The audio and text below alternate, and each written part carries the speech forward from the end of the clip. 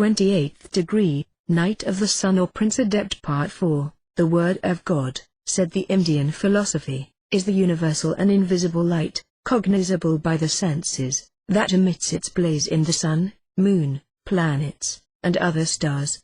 Philo calls it the universal light, which loses a portion of its purity and splendor in descending from the intellectual to the sensible world, manifesting itself outwardly from the deity, and the Kabbalah represents that only so much of the infinite light flowed into the circular void prepared for creation within the infinite light and wisdom, as could pass by a canal like a line or thread. The Sephiroth, emanating from the deity, were the rays of his splendor. The Chaldean oracles said, the intellect of the generator, stirred to action, outspoke, forming within itself, by intellection universals of every possible form and fashion, which issued out, flowing forth from the one source. For deity, impersonated as Don Linian, before fabricating the manifold universe, posited an intellected and unchangeable universal. The impression of the form whereof goes forth through the universe, and that universe formed and fashioned accordingly, becomes visibly beautified in infinitely varying types and forms, the source and fountain whereof is one. Intellectual conceptions and forms from the generative source, succeeding each other, considered in relation to ever-progressing time, and intimately partaking of the primal ether or fire. But yet all these universals and primal types and ideas flowed forth from, and are part of the first source of the generative power, perfect in itself. The Chaldeans termed the supreme deity Ara, Father of Light. From him was supposed to flow the light above the world, which illuminates the heavenly regions. This light or fire was considered as the symbol of the divine essence, extending itself to inferior spiritual natures. Hence the Chaldean oracles say, the Father took from himself, and did not confine his proper fire within his intellectual potency.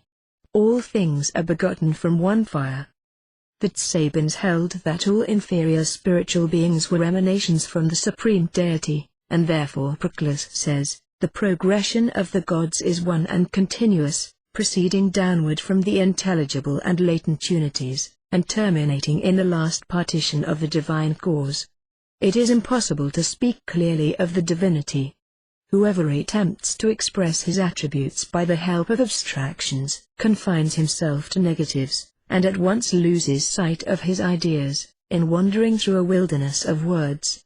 To heap superlatives on superlatives, and call him best, wisest, greatest, is but to exaggerate qualities which are found in man. That there exists one only God, and that he is a perfect and beneficent being, reason legitimately teaches us, but of the divine nature, of the substance of the deity, of the manner of his existence, or of the mode of creation of his universe, the human mind is inadequate to form any just conception. We can affix no clear ideas to omnipotence, omniscience, infinity or eternity, and we have no more right to attribute intelligence to him, than any other mental quality of ourselves, extended indefinitely, or than we have to attribute our senses to him, and our bodily organs, as the Hebrew writings do. We satisfy ourselves with negativing in the deity everything that constitutes existence, so far as we are capable of conceiving of existence. Thus he becomes to us logically nothing, non-ins. The ancients saw no difference between that and atheism, and sought to conceive of him as something real. It is a necessity of human nature. The theological idea, or rather non-idea, of a deity, is not shared or appreciated by the unlearned. To them, God will always be the Father who is in heaven, a monarch on his throne, a being with human feelings and human sympathies, angry at their misdeeds, lenient if they repent, accessible to their supplications. It is the humanity, far more than the divinity, of Christ, that makes the mass of Christians worship him, far more than they do the Father. The light of the substance of the infinite, is the Kabbalistic expression. Christ was, according to St. John, the light that lighteth every man that cometh into the world, and, that light was the life of men. The light shone in the darkness, and the darkness comprehended it not. The ancient ideas in respect to light were perhaps quite as correct as our own. it does not appear that they ascribed to light any of the qualities of matter. But modern science defines it to be a flood of particles of matter, flowing or shot out from the sun and stars, and moving through space to come to us. On the theories of mechanism and force, what force of attraction here or repulsion at the sun or at the most distant star could drive these impalpable, weightless, infinitely minute particles, appreciably by the sense of sight alone, so far through space? What has become of the immense aggregate of particles that have reached the earth since the creation? Have they increased its bulk? Why cannot chemistry detect and analyze them? If matter, why can they travel only in right lines? No characteristic of matter belongs to light, or heat, or flame, or to galvanism, electricity, and magnetism. The electric spark is light, and so is that produced by the flint, when it cuts off particles of steel. Iron, melted or heated, radiates light, and insects, infusoria, and decayed wood emit it. Heat is produced by friction and by pressure, to explain which, science tells us of latent caloric, thus representing it to us as existing without its only known distinctive quality. What quality of matter enables lightning blazing from the heavens, to rend the oak? What quality of matter enables it to make the circuit of the earth in a score of seconds? Profoundly ignorant of the nature of these mighty agents of divine power, we conceal our ignorance by words that have no meaning, and we might well be asked why light may not be an effluence from the deity, as has been agreed by all the religions of all the ages of the world. All truly dogmatic religions have issued from the Kabbalah and returned to it. Everything scientific and grand in the religious dreams of all the Illuminati, Jacob Boehme, Swedenborg, Saint Martin, and others, is borrowed from the Kabbalah. All the Masonic associations owe to it their secrets and their symbols. The Kabbalah alone consecrates the alliance of the universal reason and the divine word. It establishes, by the counterpoises of two forces apparently opposite, the eternal balance of being. It alone reconciles reason with faith, power with liberty, science with mystery. It has the keys of the present, the past, and future. The Bible, with all the allegories it contains, expresses, in an incomplete and veiled manner only, the religious science of the Hebrews. The doctrine of Moses and the prophets, identical at bottom with that of the ancient Egyptians, also had its outward meaning and its veils. The Hebrew books were written only to recall to memory the traditions, and they were written in symbols unintelligible to the profane. The Pentateuch and the prophetic poems were merely elementary books of doctrine, morals, or liturgy, and the true secret and traditional philosophy was written afterward, under veils still less transparent. Thus was a second Bible born, unknown to, or rather uncomprehended by, the Christians, a collection, they say, of monstrous absurdities, a monument. The Adept says, wherein is everything that the genius of philosophy and that of religion have ever formed or imagined of the sublime, a treasure surrounded by thorns, a diamond concealed in a rough dark stone. One is filled with admiration, on penetrating into the sanctuary of the Kabbalah, at seeing a doctrine so logical, so simple, and at the same time so absolute. The necessary union of ideas and signs, the consecration of the most fundamental realities by the primitive characters, the trinity of words, letters, and numbers, a philosophy simple as the alphabet, profound and infinite as the word, theorems more complete and luminous than those of Pythagoras, a theology summed up by counting on one's fingers, an infinite which can be held in the hollow of an infant's hand, 10 ciphers, and 22 letters, a triangle, a square, and a circle. These are all the elements of the Kabbalah. These are the elementary principles of the written word, reflection of that spoken word that created the world. This is the doctrine of the Kabbalah, with which you will no doubt seek to make yourself acquainted, as to the creation. The absolute deity, with the Kabbalists, has no name. The terms applied to him are or passat, the most simple, or pure, light, called En Sophie, or infinite, before any emanation. For then there was no space or vacant place, but all was infinite light. Before the deity created any ideal, any limited and intelligible nature, or any form whatever. He was alone, and without form or similitude, and there could be no cognition or comprehension of him in any wise. He was without idea or figure, and it is forbidden to form any idea or figure of him, neither by the letter He nor by the letter Yod, though these are contained in the holy name, nor by any other letter or point in the world. But after he created this idea, this limited and existing in intellection nature, which the 10 numerations, Sephirith or rays are, of the medium, the first man Adam Kadmon, he descended therein, that, by means of this idea, he might be called by the name Tetragrammaton, that created things might have cognition of him, in his own likeness. When the infinite God willed to emit what were to flow forth, he contracted himself in the center of his light, in such a manner that most intense light should recede to a certain circumference, and on all sides upon itself. And this is the first contraction, and termed Samsam. Adam Kadmon, the primal or first man, is the first Azaluthic emanant from the infinite light, emitted into the evacuated space, and from which, afterward, all the other degrees and systems had their beginnings. It is called the Adam prior to all the first. In it are imparted 10 spherical numerations, and thereafter issued forth the rectilinear figure of a man in his Sephirithic decade, as it were the diameter of the said circles, as it were the axis of these spheres, reaching from their highest point to their lowest, and from it depend all the systems. But now, as the infinite light would be too excellent and great to be borne and endured, except through the medium of this Adam Kadmon, its most secret nature preventing this, its illuminating light had again to emanate in streams out of itself, by certain apertures, as it were, like windows, and which are termed the ears, eyes, nostrils, and mouth. The light proceeding from this Adam Kadmon is indeed but one, but in proportion to its remoteness from the place of outflowing, and to the grades of its descent, it is more dense. From the word Atzil, to emanate or flow forth, comes the word Atzilith or Azaluth, emanation, or the system of immanence.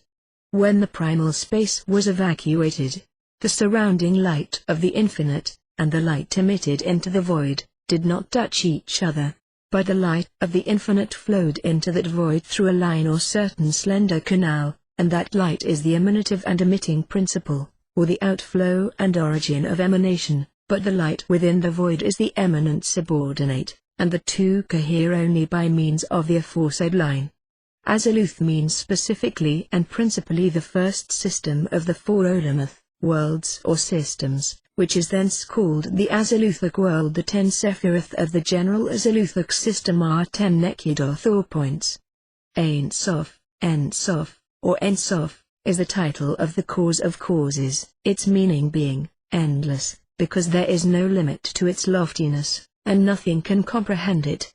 Sometimes, also, the name is applied to Kether, or the crown, the first emanation, because that is the throne of the infinite, that is, its first and highest seat, than which none is higher, and because Ein Sof resides and is concealed therein, hence it rejoices in the same name.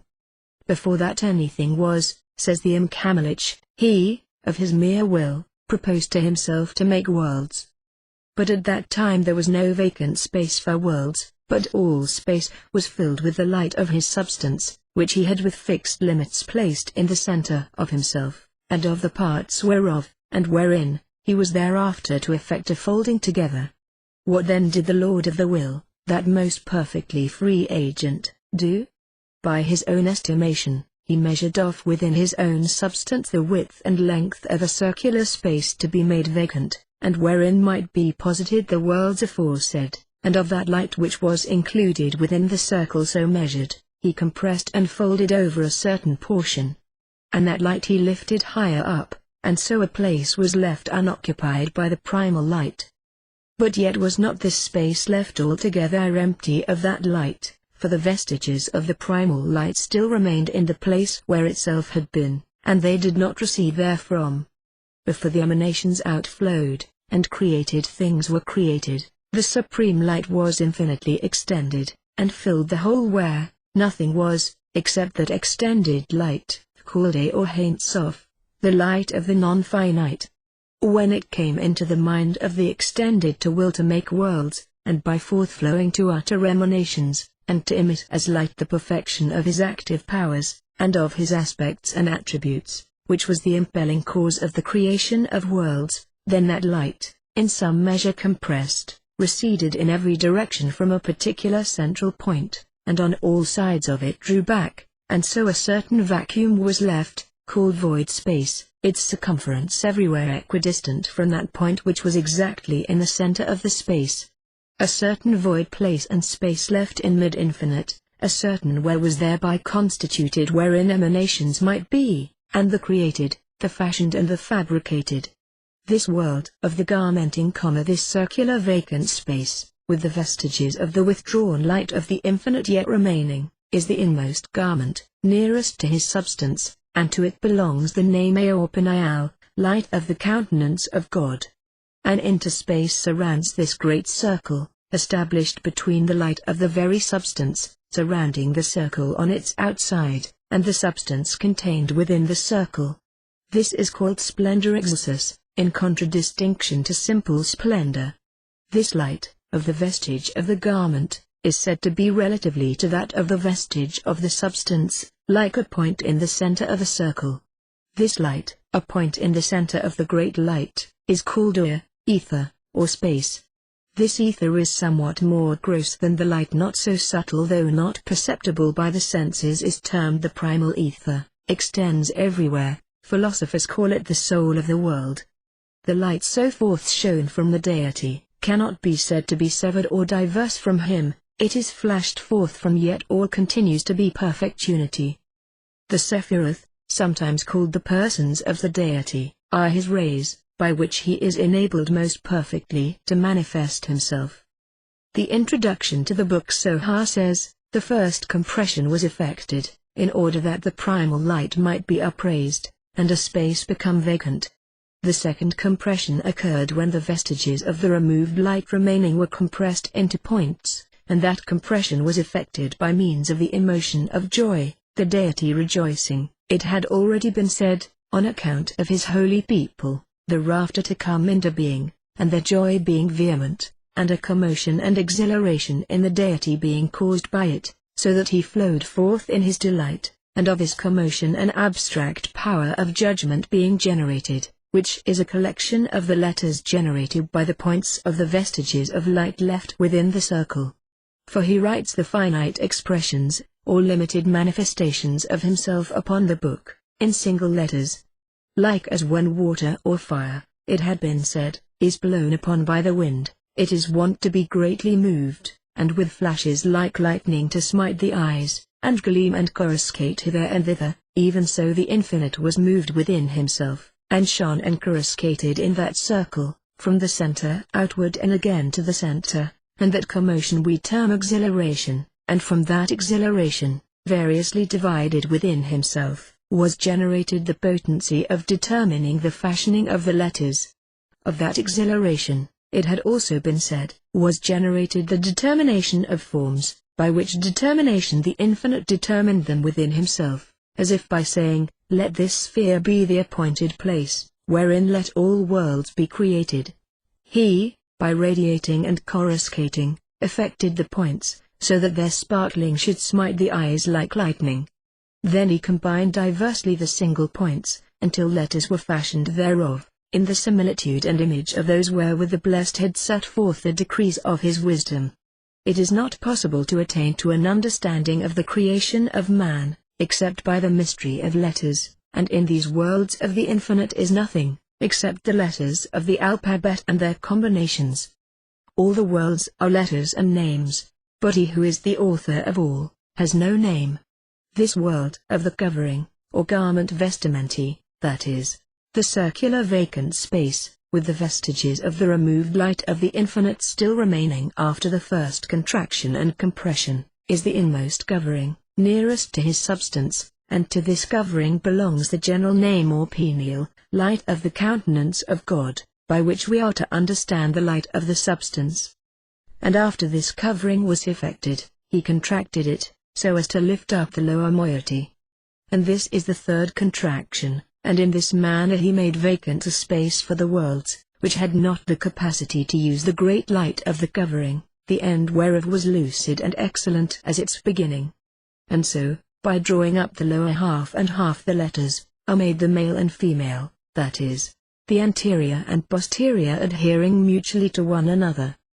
The vacant space effected by this retraction is called Kadmon, the primal space, for it was the first of all spaces, nor was it allowable to call it covering, which is Penibal, the light of the countenance of God. The vestiges of the light of the garment still remained there. And this world of the garment has a name that includes all things, which is the name Before the world of the vacant space was created, he was, and his name, and they alone, that is, Ein Sof and his garmenting. The Imkamelich says again, the lower half of the garment, by the third retraction, was left empty of the light of the garment. Right, the vestiges of that light remained in the place so vacated. And this garment is called Shekinah, God indwelling, that is, the place where Yod he, of the anterior, or male, and Vav he, of the posterior, or female, combinations of letters dwelt. This vacant space was square, and is called the primal space, and in Kabbalah it is called Uruk Adma, or Raz Imuela, the primal space, or the sublime vestige. It is the vestige of the light of the garment, with which is intermingled somewhat of the vestige of the very substance. It is called primal ether, but not void space. The light of the vestige still remains in the place it occupied, and adheres there, like somewhat spiritual, of extreme tenuity. In this ether are two lights, that is, the light of the substance, which was taken away, and that of the garment. There is a vast difference between the two, for that of the vestige of the garment is, relatively to that of the vestige of the substance, like a point in the center of a circle. And as the only appropriate name for the light of the vestige of Ein Sof is light, therefore the light of the vestige of the garment could not be called by that name, and so we term it a point, that is, Yod, which is that point in the center of light. And light, a point in the center of the great light, is called ether or space. This ether is somewhat more gross than the light. Not so subtle, though not perceptible by the senses. Is termed the primal ether. Extends everywhere, whence the philosophers call it the soul of the world. Light is visible, though not perceptible. This ether is neither perceptible nor visible. The introduction to the book Sohar continues, in the section of the letter Yod, etc., worlds could not be framed in this primal ether, on account of its extreme tenuity and the excess of light, and also because in it remained the vital spirit of the vestige of the light Ein Sof, and that of the vestige of the light of the garment, whereby such manifestation was prevented. Wherefore he directed the letter Yod, since it was not so brilliant as the primal ether, to descend, and take to itself the light remaining in the primal ether, and return above, with that vestige which so impeded the manifestation, which Yod did. It descended below 5 times, to remove the vital spirit of the vestige of the light Ein Sof, and the vestige of the light and vital spirit of the garment from the sphere of splendor, so as to make of it Adam, called Kadmon. And by its return, manifestation is effected in the space below, and a vestige of the sublime brilliance yet remains there, existing as a spherical shape, and termed in the Sohar simply Tihiru, that is, splendor, and it is styled the first matter. It being, as it were, vapor, and, as it were, smoke. And as smoke is formless, not comprehended under any fixed definite form, so this sphere is a formless somewhat, since it seems to be somewhat that is spherical, and yet is not limited. The letter Yod, while adhering to the Shekinah, had adhering to himself the light of the Shekinah, though his light was not so great as that of the Shekinah. But when he descended, he left that light of his own below, and the splendor consisted of it. After which there was left in Yod only a vestige of that light, inasmuch as he could not reascend to the Shekinah and adhere to it. Wherefore the Holy and Blessed directed the letter He, the female letter, to communicate to Yod of her light, and sent him forth, to descend and share with that light in the splendor aforesaid. And when he redescended into the sphere of splendor, he diffused abroad in it the light communicated to him by the letter He. And when he again ascended he left behind him the productive light of the letter He, and thereof was constituted another sphere, within the sphere of splendor, which lesser sphere is termed in Soha Ketharala, Corona Summa, the supreme crown, and also Atiquette, Atiquum, Antiquus Antiquum, the ancient of ancients, and even Alit Alit, Causa Causarum, the cause of causes. But the crown is very far smaller than the sphere of splendor, so that within the latter an immense unoccupied place and space is still left. The Bethlehem says, "But for the infinite God, the supreme and first good, formed objectively within himself a particular conception, definite, limited, and the object of intellection, and gave form and shape to an intellectual conception and image. He was alone, companionless, without form or similitude, utterly without ideal or figure. It is forbidden to make of him any figure whatever, by any image in the world, neither by the letter He nor by the letter Yod, nor by any other letter or point in the world." But after he had formed this idea, the particular conception limited and intelligible, which the 10 numerations are, of the medium of transmission, Adam Kadmon, the primal or supreme man, he by that medium descended, and may, through that idea, be called by the name A, and so created things have cognizance of him, by means of his proper likeness. Woe unto him who makes God to be like unto any mode or attribute whatever, even were it to one of his own, and still more if he make him like unto the sons of men, whose elements are earthly, and so are consumed and perish. There can be no conception had of him, except in so far as he manifests himself, in exercising dominion by and through some attribute. Abstracted from this, there can be no attribute, conception, or ideal of him. He is comparable only to the sea, filling some great reservoir, its bed in the earth, for example, wherein it fashions for itself a certain concavity, so that thereby we may begin to compute the dimensions of the sea itself. For example, the spring and source of the ocean is a somewhat, which is one.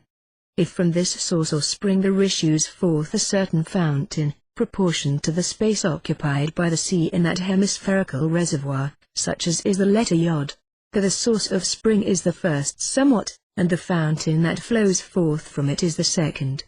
Then let there be made a great reservoir, as by excavation, and let this be called the ocean, and we have the third thing, a vessel vas.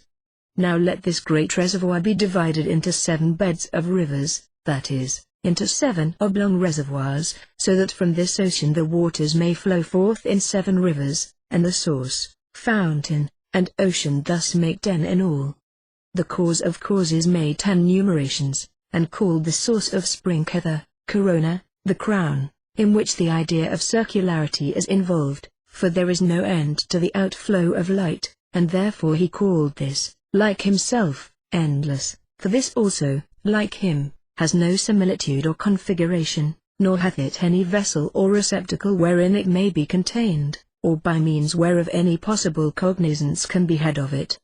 After thus forming the crown, he constituted a certain smaller receptacle, the letter Yod, and filled it from that source, and this is called, the fountain gushing with wisdom, and, manifested in this, he called himself wise, and the vessel he called Hakma, wisdom, sapientia.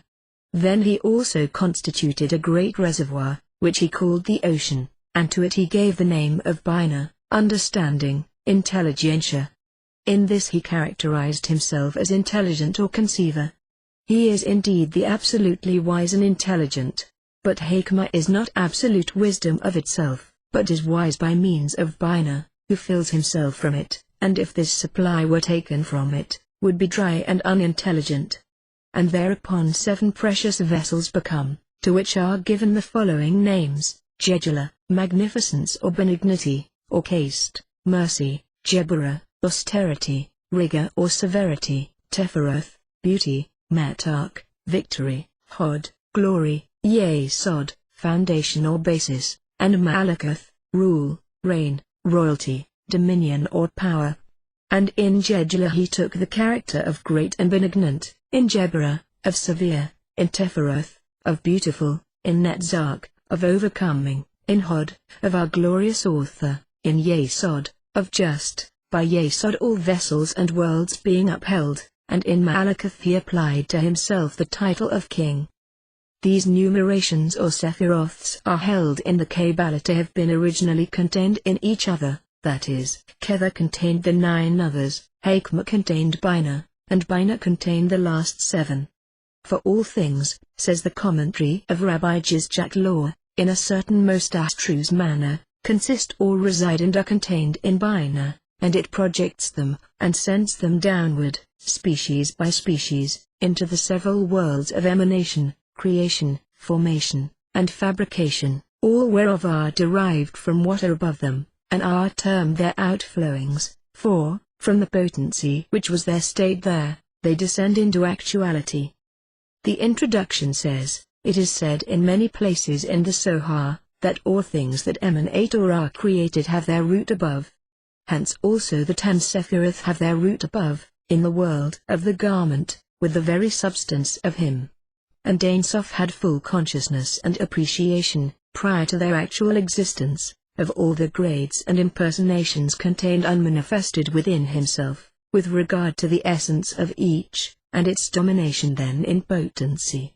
When he came to the Sephirah of the impersonation Malakath, which he then contained hidden within himself, he concluded within himself that therein worlds should be framed, since the scale of the first 9 Sephiroths was so constituted, that it was neither fit nor necessary for worlds to be framed from them, for all the attributes of these 9 superior Sephiroth could be assigned to himself, even if he should never operate outwardly, but Malakath, which is empire or dominion, could not be attributed to him, unless he ruled over other existences, whence from the point Malakath he produced all the worlds into actuality.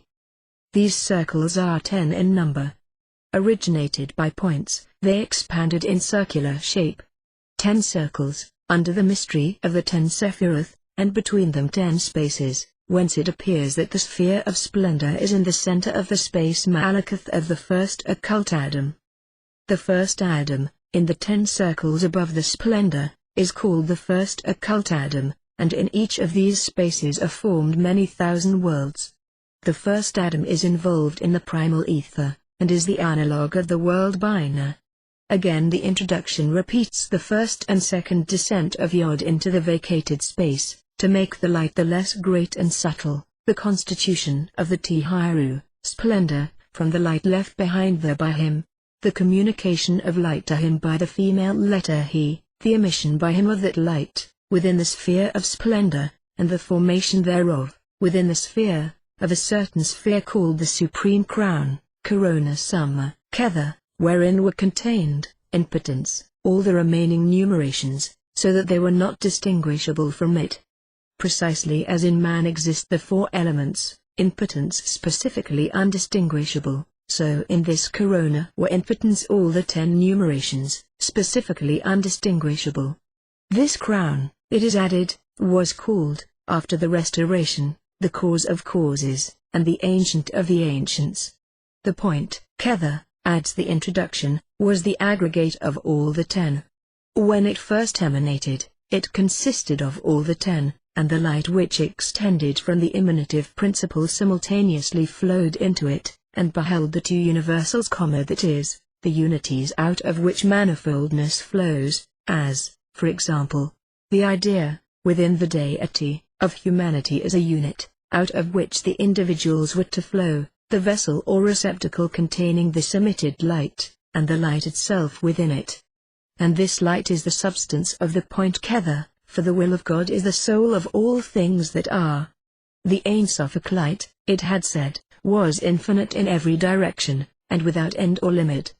To prevent it from flowing into and refilling the quasi-vacant space, occupied by an infinitely less splendor, a partition between the greater and lesser splendor was necessary, and this partition, the boundary of the sphere of splendor, and a like one bounding the sphere Kether, were called vessels or receptacles, containing, including, and enclosing within themselves the light of the sphere. Imagine a sea of pellucid water, and in the center of it a spherical mass of denser and darker water. The outer surface of this sphere, or its limits every way, is the vessel containing it. The Kabbalah regards the vessels, as by their nature somewhat opaque, and not so splendid as the light they enclose.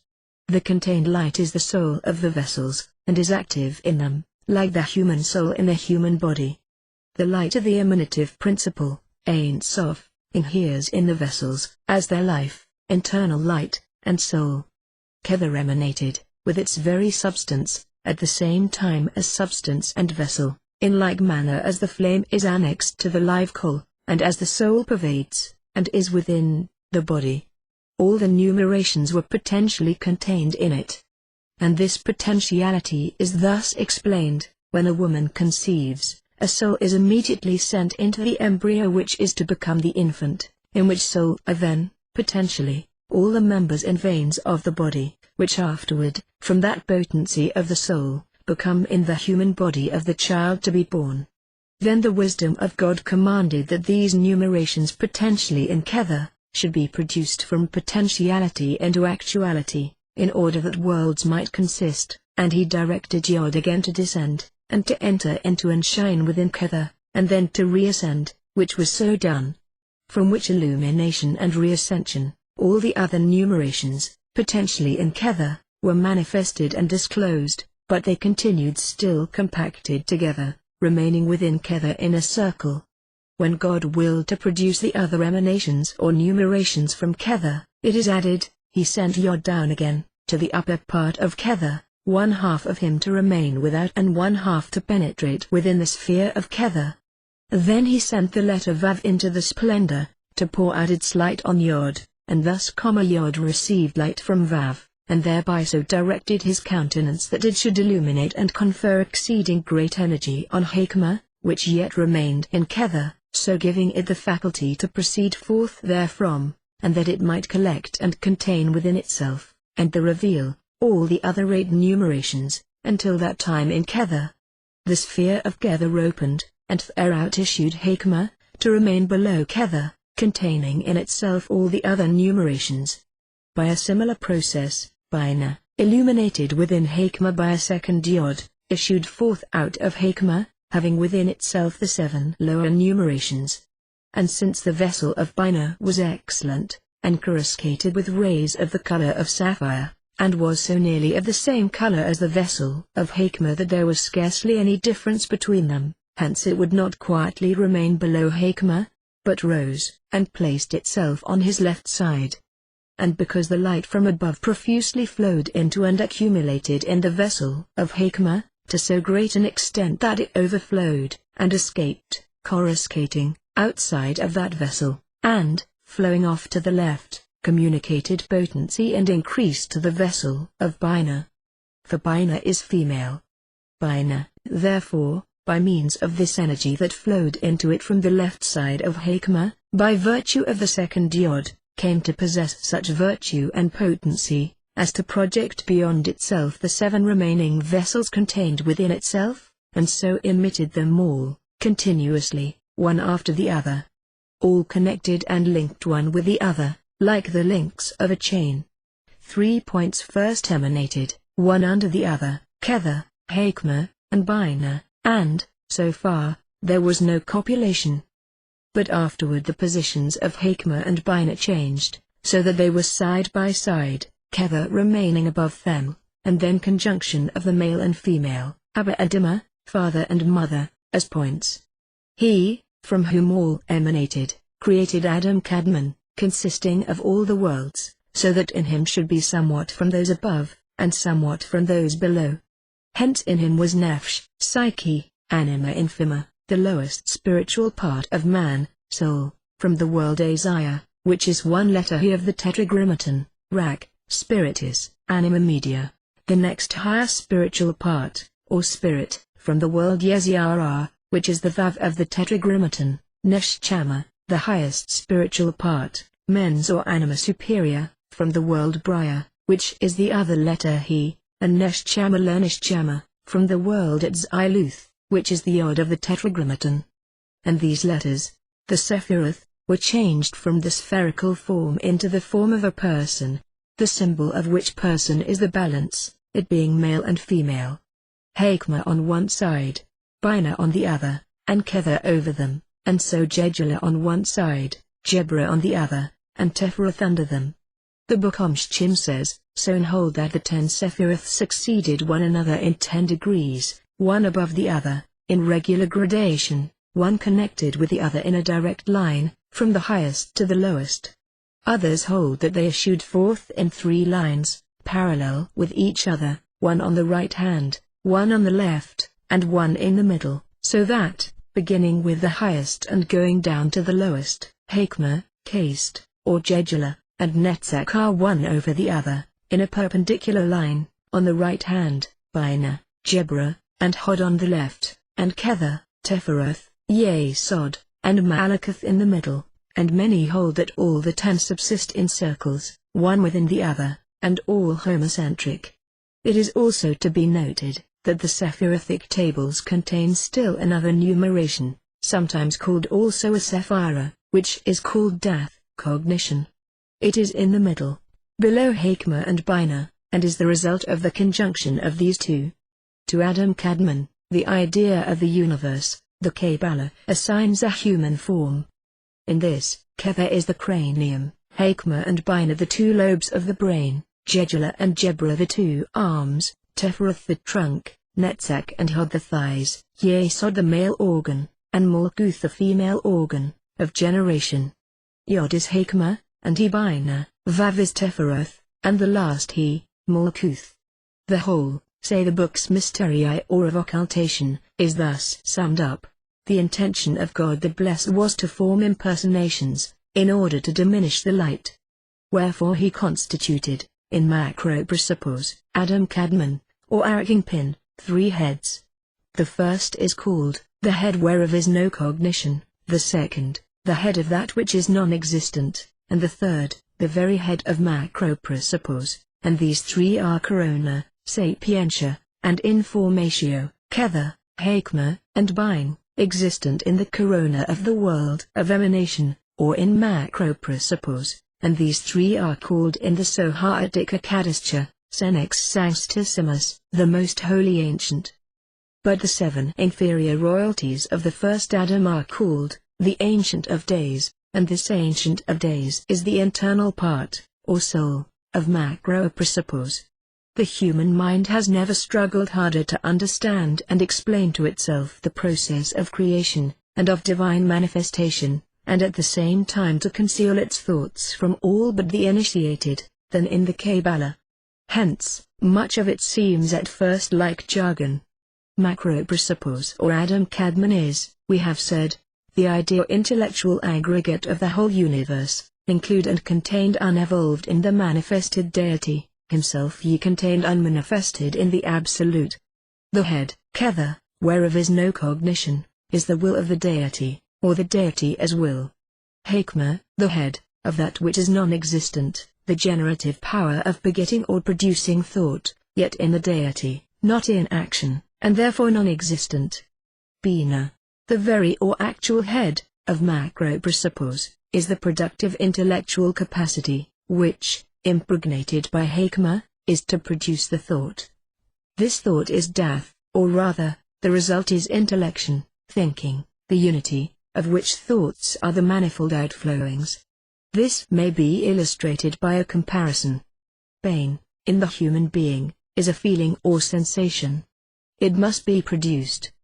To produce it, there must be, not only the capacity to produce it, in the nerves, but also the power of generating it by means of that capacity. This generative power, the passive capacity which produces, and the pain produced, are like Hakma, Bina, and Dath. The 4 worlds or universals, as Aluth, Briah, Yetzirah, and Azziah, of emanation, creation, formation, and fabrication, are another enigma of the Kabbalah. The first 3 are wholly within the deity.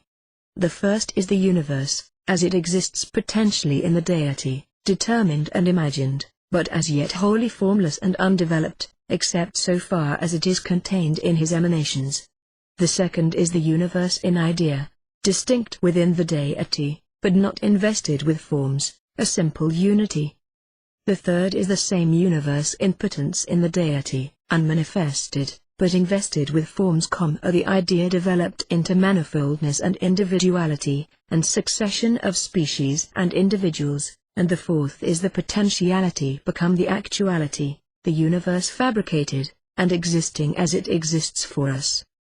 The Sephiroth, says the Porticolorum, by the virtue of their infinite immanenter, who uses them as a workman uses his tools, and who operates with and through them, are the cause of existence of everything created, formed, and fashioned, employing in their production certain media. But these same Sephiroth, persons and lights, are not creatures per se, but ideas, and rays of the infinite, which, by different gradations, so descended from the Supreme Source as still not to be severed from it, but it, through them, is extended to the production and government of all entities, and is the single and perfect universal cause of all, though becoming determinate for this or the other operation, through this or that Sephiroth or mode. God produced all things by his intellect and will and free determination.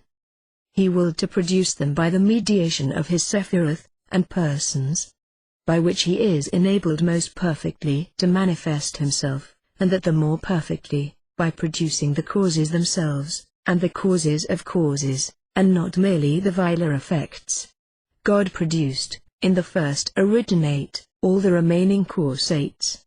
For, as he himself is most simply one, and from one simple being one only can immediately proceed, hence it results that from the first supreme infinite unity flowed forth at the same time all and one.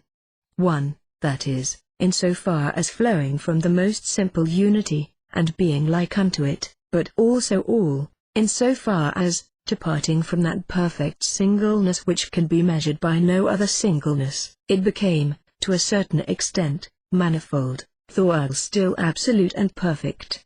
Emanation, salves the same, is the resulting displayed from the unresulting, the finite from the infinite, the manifold and composite from the perfect single and simple, potentiality from that which is infinite power and act, the mobile from that which is perennially permanent, and therefore in a more imperfect and diminished mode than his infinite perfection is. As the first cause is all things, in an unresulting and infinite mode, so the entities that flow from him are the first causes, in a resulting and finite mode.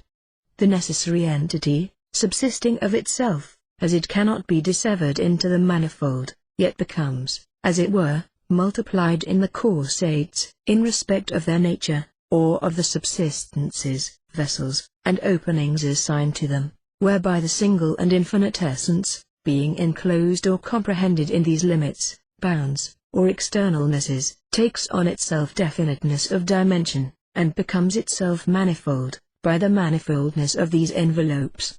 As man, the unit of humanity, is a microcosm, so Adam Kadmon is a macrocosm, containing all the causates of the first cause. As the material man is the end and completion of all creation, so in the divine man is the beginning thereof. As the inferior Adam receives all things from all, so the superior Adam supplies all things to all. As the former is the principle of reflected light, so the latter is of direct light. The former is the terminus of the light, descending, the latter its terminus, ascending. As the inferior man ascends from the lowest matter even to the first cause, so the superior Adam descends from the simple and infinite act, even to the lowest and most attenuated potence. The ternary is the bringing back of duality to unity. The ternary is the principle of number, because, bringing back the binary to unity, it restores to it the same quantity whereby it had departed from unity.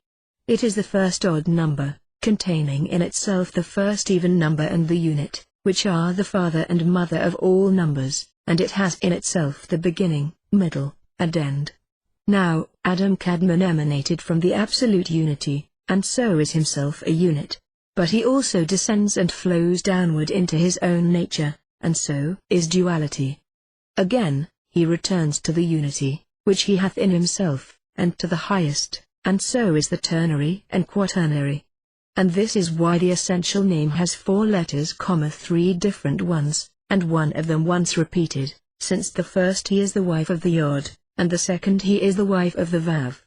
Those media which manifest the first cause, in himself profoundly hidden, are the Sephiroth, which emanate immediately from that first cause, and by its nature have produced and do control all the rest. These Sephiroth were put forth from the one first and simple, manifesting his infinite goodness. They are the mirrors of his truth, and the analogues of his supremest essence, the ideas of his wisdom, and the representations of his will, the receptacles of his potency, and the instruments with which he operates, the treasury of his felicity, the dispensers of his benignity, the judges of his kingdom, and reveal his law, and finally, the denominations, attributes, and names of him who is above all and the cause of all. The 10 categories, wherein all things are contained, the universal genera, which in themselves include all things, and utter them outwardly. The second causes, whereby the first cause effects, preserves, and governs all things. The rays of the divinity, whereby all things are illumined and manifested, the forms and ideas and species, out whereof all things issue forth. The souls and potencies, whereby essence, life, and movement are given to all things. The standard of times, whereby all things are measured. The incorporeal spaces which, in themselves, hold and enclose the universe. The supernal monads to which all manifolds are referred, and through them to the one and simple, and finally the formal perfections, flowing forth from and still connected with the one eminent limitless perfection, are the causes of all dependent perfections, and so illuminate the elementary intelligences, not adjoined to matter, and the intellectual souls, and the celestial, elemental and element-produced bodies. The Idris says, he the most holy hidden eldest, separates himself, and is ever more and more separated from all that are, nor yet does he in very deed separate himself, because all things cohere with him and he with all. He is all that is, the most holy eldest of all, the occult by all possible occultations. When he takes shape, he produces 9 lights, which shine forth from him, from his outforming. And those lights outshine from him and emit flames, and go forth and spread out on every side, as from one elevated lamp the rays are poured forth in every direction, and these rays thus diverging, are found to be, when one approaching has cognizance of them, but a single lamp. The space in which to create is fixed by the most holy ancient, and illuminated by his inflowing, which is the light of wisdom, and the beginning from which manifestation flows. And he is conformed in 3 heads, which are but one head, and these 3 are extended into microprinciples, and from them shines out all that is. Then this wisdom instituted investiture with form, whereby the unmanifested and informous became manifested, putting on form, and produced a certain outflow. When this wisdom is thus expanded by flowing forth, then it is called Father of Fathers, the whole universe of things being contained and comprehended in it. This wisdom is the principle of all things, and in it beginning and end are found. The Book of the Abstruse, says the Cipher de Zenata, is that which describes the equilibrium of the balance. Before the balance was, face did not look toward face. And the commentary on it says, the scales of the balance are designated as male and female. In the spiritual world evil and good are in equilibrio, and it will be restored, when of the evil good becomes, until all is good. Also this other world is called the world of the balance. For, as in the balance are 2 scales, one on neither side and the beam and needle between them, so too in this world of restoration, the numerations are arranged as distinct persons. For Hakma is on the right hand, on the side of Jedula, and Bina on the left, on the side of Jebra, and Gether is the beam of the balance above them in the middle. So Jedula or caste is on one hand, and Jebra on the other, and under these Tepharoth, and Netzach is on one side, and Hod on the other, and under these Yesod. The supreme crown, which is the ancient most holy, the most hidden of the hidden, is fashioned, within the occult wisdom, of both sexes, male and female. Bakma, and Bina, the mother, whom it impregnates, are quantitatively equal.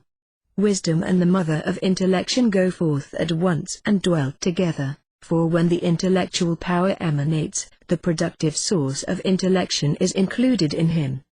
Before Adam Kadmon was fashioned into male and female, and the state of equilibrium introduced, the father and mother did not look each other in the face, for the father denotes most perfect love, and the mother most perfect rigor, and she averted her face. There is no left, female, says the Idara, in the ancient and hidden one, but his totality is right, male. The totality of things is he, and he is hidden on every side. Macro presuppose, Adam Kadmon, is not so near unto us as to speak to us in the first person, but is designated in the third person, he. Of the letters it says, Yod is male, he is female, Vav is both. In Yod are 3 yods, the upper and the lower apex, and Vav in the middle. By the upper apex is denoted the supreme Kether, by Vav in the middle, Hakma, and by the lower apex, Bina. The Idra Sutta says, the universe was outformed in the form of male and female. Wisdom, pregnant with all that is, when it flowed and shone forth, shone all together under the form of male and female. Hakma is the father, and Bina is the mother, and so the two are in equilibrium as male and female, and for this reason, all things whatsoever are constituted in the form of male and female, and if it were not so they would not exist. This principle, Hakma, is the generator of all things, and he and Bina conjoin, and she shines within him. When they thus conjoin, she conceives, and the outflow is truth. Yod impregnates the letter he and begets a son, and she, thus pregnant, brings forth. The principle called father, the male or generative principle, is comprehended in Yod, which itself flows downward from the energy of the Absolute Holy One. Yod is the beginning and the end of all things that are. The stream that flows forth is the universe of things, which always becomes, having no cessation. And this becoming world is created by Yod, for Yod includes 2 letters. All things are included in Yod, wherefore it is called the father of all. All categories whatever go forth from Hakma, and in it are contained all things, unmanifested, and the aggregate of all things, or the unity in which the many are, and out of which all flow, is the sacred name Yah. In the view of the Kabbalists, all individuals are contained in species, and all species in genera, and all particulars in a universal, which is an idea, abstracted from all consideration of individuals, not an aggregate of individuals, but, as it were, an entity or being, ideal or intellectual, but nonetheless real, prior to any individual, containing them all, and out of which they are all in succession evolved.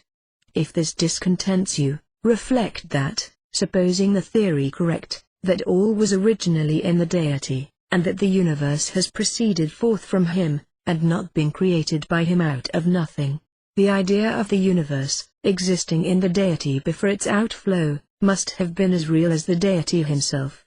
The whole human race, or humanity, for example, then existed in the deity, not distinguished into individuals, but as a unit, out of which the manifold was to flow. Everything actual must also first have been possible, before having actual existence, and this possibility or potentiality was to the Kabbalists a real ins. Before the evolvement of the universe, it had to exist potentially, the whole of it, with all its individuals, included in a single unity. This was the ideal plan of the universe, and this had to be formed. It had to emanate from the infinite deity, and be of himself, though not his very self. Jebra, severity, the sapphire opposite to and conjoined sexually with Jedula, to produce Teferoth, harmony and beauty, is also called in the Kabbalah judgment, in which term are included the ideas of limitation and conditioning, which often seems, indeed, to be its principal sense, while benignity is as often styled infinite. Thus it is obscurely taught that in everything that is, not only the finite but also the infinite is present, and that the rigor of the stern law of limitation, by which everything below or beside the infinite absolute is limited, bounded, and conditioned, is tempered and modified by the grace, which so relaxes it that the infinite, unlimited, unconditioned, is also everywhere present, and that it is thus the spiritual and material natures are in equilibrio, good everywhere counterbalancing evil, light everywhere in equilibrium with darkness, from which again results the universal harmony of things. In the vacant space effected for creation, there at last remained a faint vestige or trace of Ein Sophic light, of the light of the substance of the infinite. Man is thus both human and divine, and the apparent antagonisms in his nature are a real equilibrium. If he wills it shall be so, from which results the harmony, not only of life and action, but of virtue and perfection. To understand the Kabbalistic idea of the Sephiroth, it must be borne in mind that they were assigned, not only to the world of emanation, as Aluth, but also to each of the other worlds, Briah, Jezire, and Desire. They were not only attributes of the unmanifested deity, not only himself in limitation, but his actual manifestations, or his qualities made apparent as modes, and they were also qualities of the universal nature spiritual, mental, and material, produced and made existent by the outflow of himself. In the view of the Kabbalah, God and the universe were one and in the one general, as the type or source, were included and involved, and from it have been evolved and issued forth, the manifold and all particulars. Where, indeed, does individuality begin? Is it the hidden source and spring alone that is the individual, the unit, or is it the flowing fountain that fills the ocean, or the ocean itself, or its waves, or the drops, or the vaporous particles, that are the individuals? The sea and the river, these are each one, but the drops of each are many. The tree is one, but its leaves are a multitude. They drop with the frosts, and fall upon his roots, but the tree still continues to grow, and new leaves come again in the spring.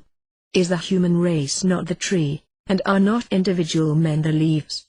How else explain the force of will and sympathy, and the dependence of one man at every instant of his life on others, except by the oneness of the race? The links that bind all created things together are the links of a single unity, and the whole universe is one, developing itself into the manifold. Obtuse commentators have said that the Kabbalah assigns sexual characteristics to the very deity. There is no warrant for such an assertion, anywhere in the Zohar or in any commentary upon it. On the contrary, the whole doctrine of the Kabbalah is based on the fundamental proposition, that the very deity is infinite, everywhere extended, without limitation or determination, and therefore without any confirmation whatever. In order to commence the process of creation, it was necessary for him, first of all, to effect a vacant space within himself. To this end the deity, whose nature is approximately expressed by describing him as light filling all space, formless, limitless, contracts himself on all sides from a point within himself, and thus effects a quasi-vacant space, in which only a vestige of his light remains, and into this circular or spherical space he emits his emanations, portions of his light or nature, and to some of these, sexual characteristics are symbolically assigned. The infinite first limits himself by flowing forth in the shape of will, of determination to act. This will of the deity, or the deity as will, is Kether, or the crown, the first Sephira. In it are included all other emanations. This is a philosophical necessity. The infinite does not first will, and then, as a sequence to, or consequence of, the determination, subsequently perform. To will and to act must be, with him, not only simultaneous, but in reality the same. Nor does he, by his omniscience, learn that a particular action will be wise, and then, in consequence of being so convinced, first determine to do the act, and then do it.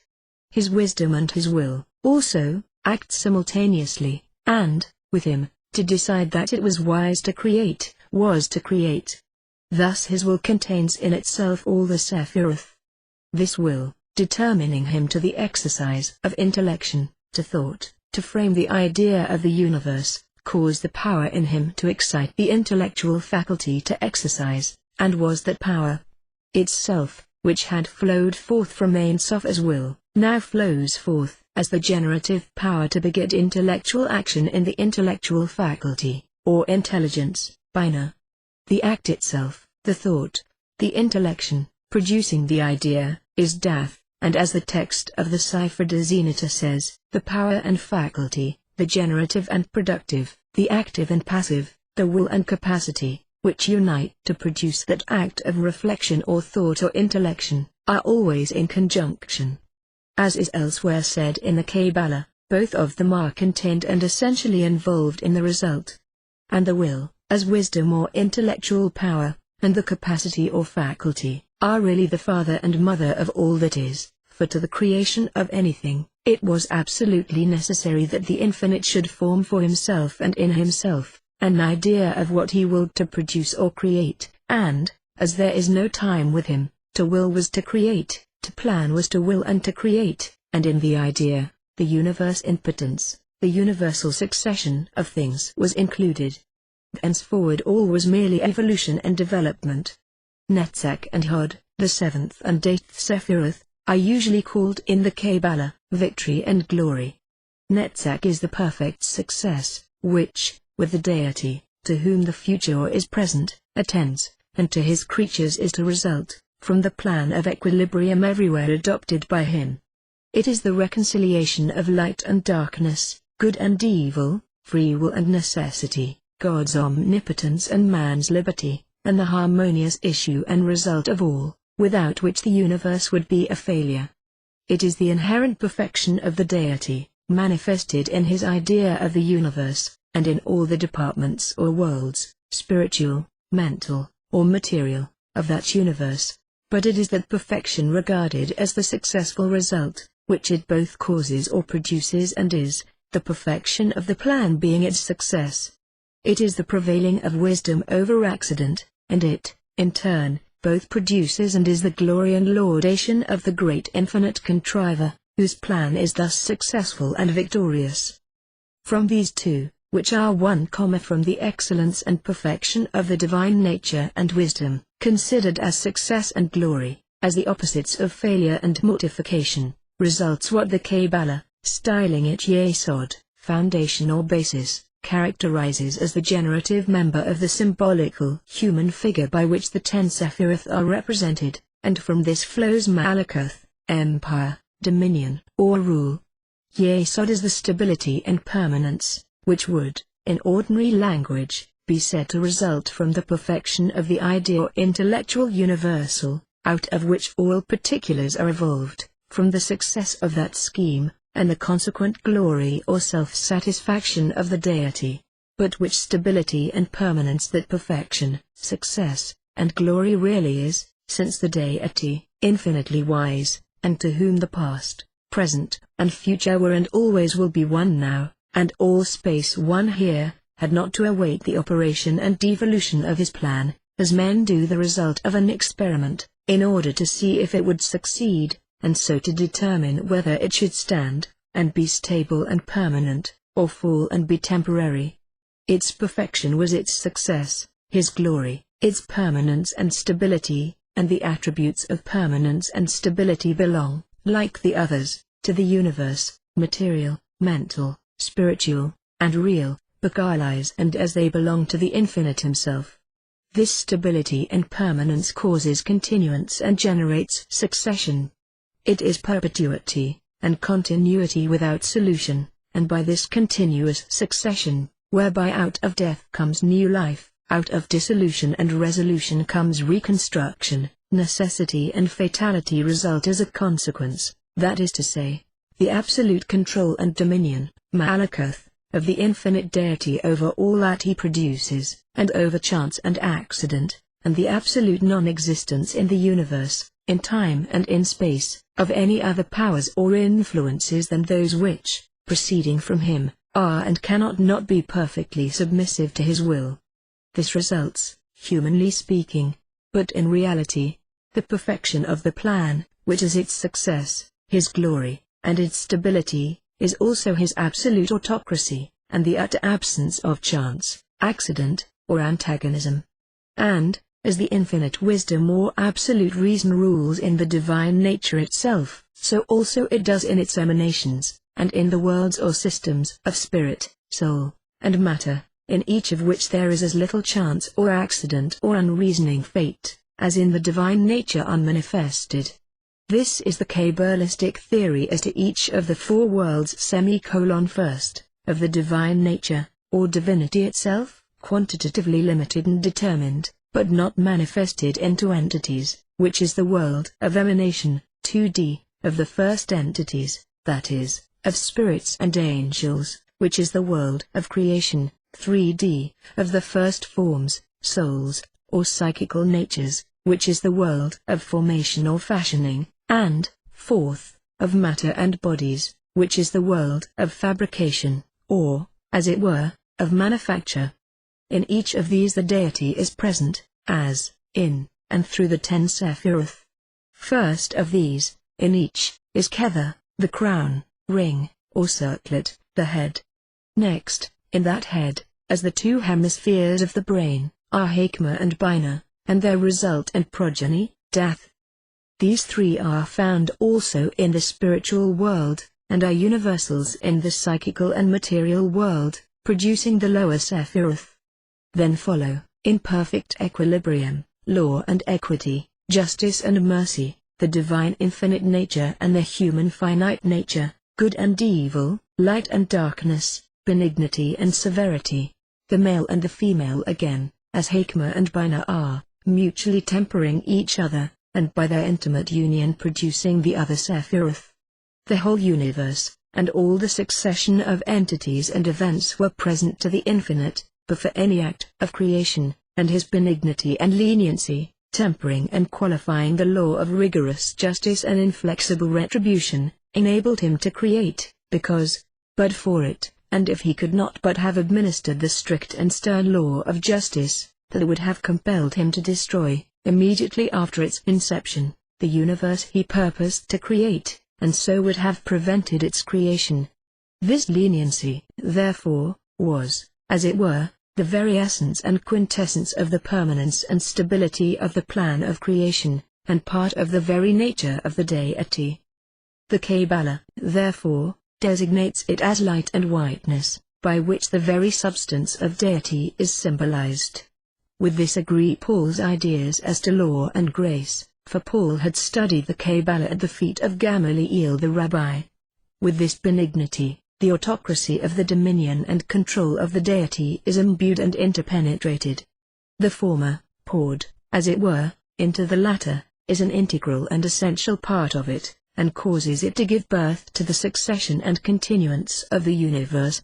For Malakuth, in the Kabbalah, is female, and the matrix or womb out of which all creation is born. The Sephiroth may be arranged as on page 770. The Kabbalah is the primitive tradition, and its entirety rests on the single dogma of magism: the visible is for us the proportional measure of the invisible. The ancients, observing that equilibrium is in physics the universal law, and that it results from the apparent opposition of two forces, concluded from the physical to the metaphysical equilibrium, and thought that in God, that is to say, in the first living and active cause, two properties necessary to each other, should be recognized: stability and movement, necessity and liberty, order dictated by reason and the self-rule of supreme will, justice, and love, and consequently severity and grace, mercy or benignity. The idea of equilibrium among all the impersonations, of the male on one side, and the female on the other, with the supreme will, which is also the absolute reason, above each two, holding the balance, is, according to the Kabbalah, the foundation of all religions and all sciences, the primary and immutable idea of things. The Sephiroth are a triple triangle and a circle. The idea of the ternary explained by the balance and multiplied by itself in the supremacy and absolute control of the divine will in all things, domain of the ideal, then the realization of this idea in forms. Unity can only be manifested by the binary. Unity itself and the idea of unity are already two. The human unity is made complete by the right and left. The primitive man was of both sexes. The divinity, one in its essence, has two essential conditions as fundamental bases of its existence: necessity and liberty. The laws of the supreme reason necessitate and regulate liberty in God, who is necessarily reasonable and wise. Knowledge supposes the binary. An object known is indispensable to the being that knows. The binary is the generator of society and the law. It is also the number of the gnosis, a word adopted in lieu of science, and expressing only the idea of cognizance by intuition. It is unity, multiplying itself by itself to create, and therefore it is that the sacred symbols make Eve issue from the very chest of Adam. Adam is the human tetragram, which is summed up in the mysterious Yod of the Kabbalah, image of the Kabbalistic phallus. Add to this Yod, the ternary name of Eve, and you form the name of Jehovah, the divine tetragram, the transcendent Kabbalistic and magical word. Thus it is that unity, complete in the fecundity of the ternary, forms, with it, the quaternary, which is the key of all numbers, movements, and forms.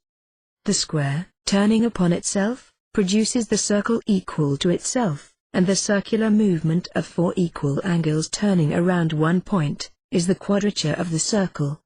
The binary serves as a measure for unity, and the relation of equality between the above and the below, forms with them the ternary.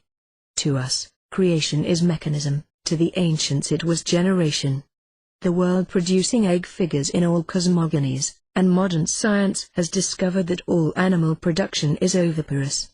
From this idea of generation came the reverence everywhere paid the image of generative power, which formed the staros of the Gnostics, and the philosophical cross of the Masons. Aleph is the man, Beth is the woman. 1 is the principle, 2 is the word. A is the active, B is the passive. Unity is Boaz, and the binary is Jachin. The 2 columns, Boaz and Jachin, explain in the Kabbalah all the mysteries of natural, political, and religious antagonism. Woman is man's creation, and universal creation is the female of the first principle. When the principle of existence made himself creator, he produced by emanation an ideal Yod, and to make room for it in the plenitude of the uncreated light, he had to hollow out a pit of shadow, equal to the dimension determined by his creative desire, and attributed by him to the ideal Yod of radiating light. The nature of the active principle is to diffuse, of the passive principle, to collect and make fruitful. Creation is the habitation of the Creator Word. To create, the generative power and productive capacity must unite, the binary become unity again by the conjunction. The Word is the first begotten, not the first created Son of God. Sanctus Sanctis, we repeat again, the holy things to the holy, and to him who is so, the mysteries of the Kabbalah will be holy. Seek and ye shall find, say the Scriptures, knock and it shall be opened unto you. If you desire to find and to gain admission to the sanctuary, we have said enough to show you the way. If you do not, it is useless for us to say more, as it has been useless to say so much. The Hermetic philosophers also drew their doctrines from the Kabbalah, and more particularly from the treatise Bethlehem or Domesday, known as the Pneumatica Kabbalistica, of Rabbi Abraham Cohen Herrera, and the treatise De Revolutione Animarum of Rabbi Yitzchak Law. This philosophy was concealed by the alchemists under their symbols, and in the jargon of a chemistry, a jargon incomprehensible and absurd except to the initiates, but the key to which is within your reach, and the philosophy, it may be, worth studying. The labors of the human intellect are always interesting and instructive. To be always rich, always young, and never to die, such has been in all times the dream of the alchemists. To change into gold, lead, mercury, and all the other metals, to possess the universal medicine and elixir of life, such is the problem to be resolved, in order to accomplish this desire and realize this dream.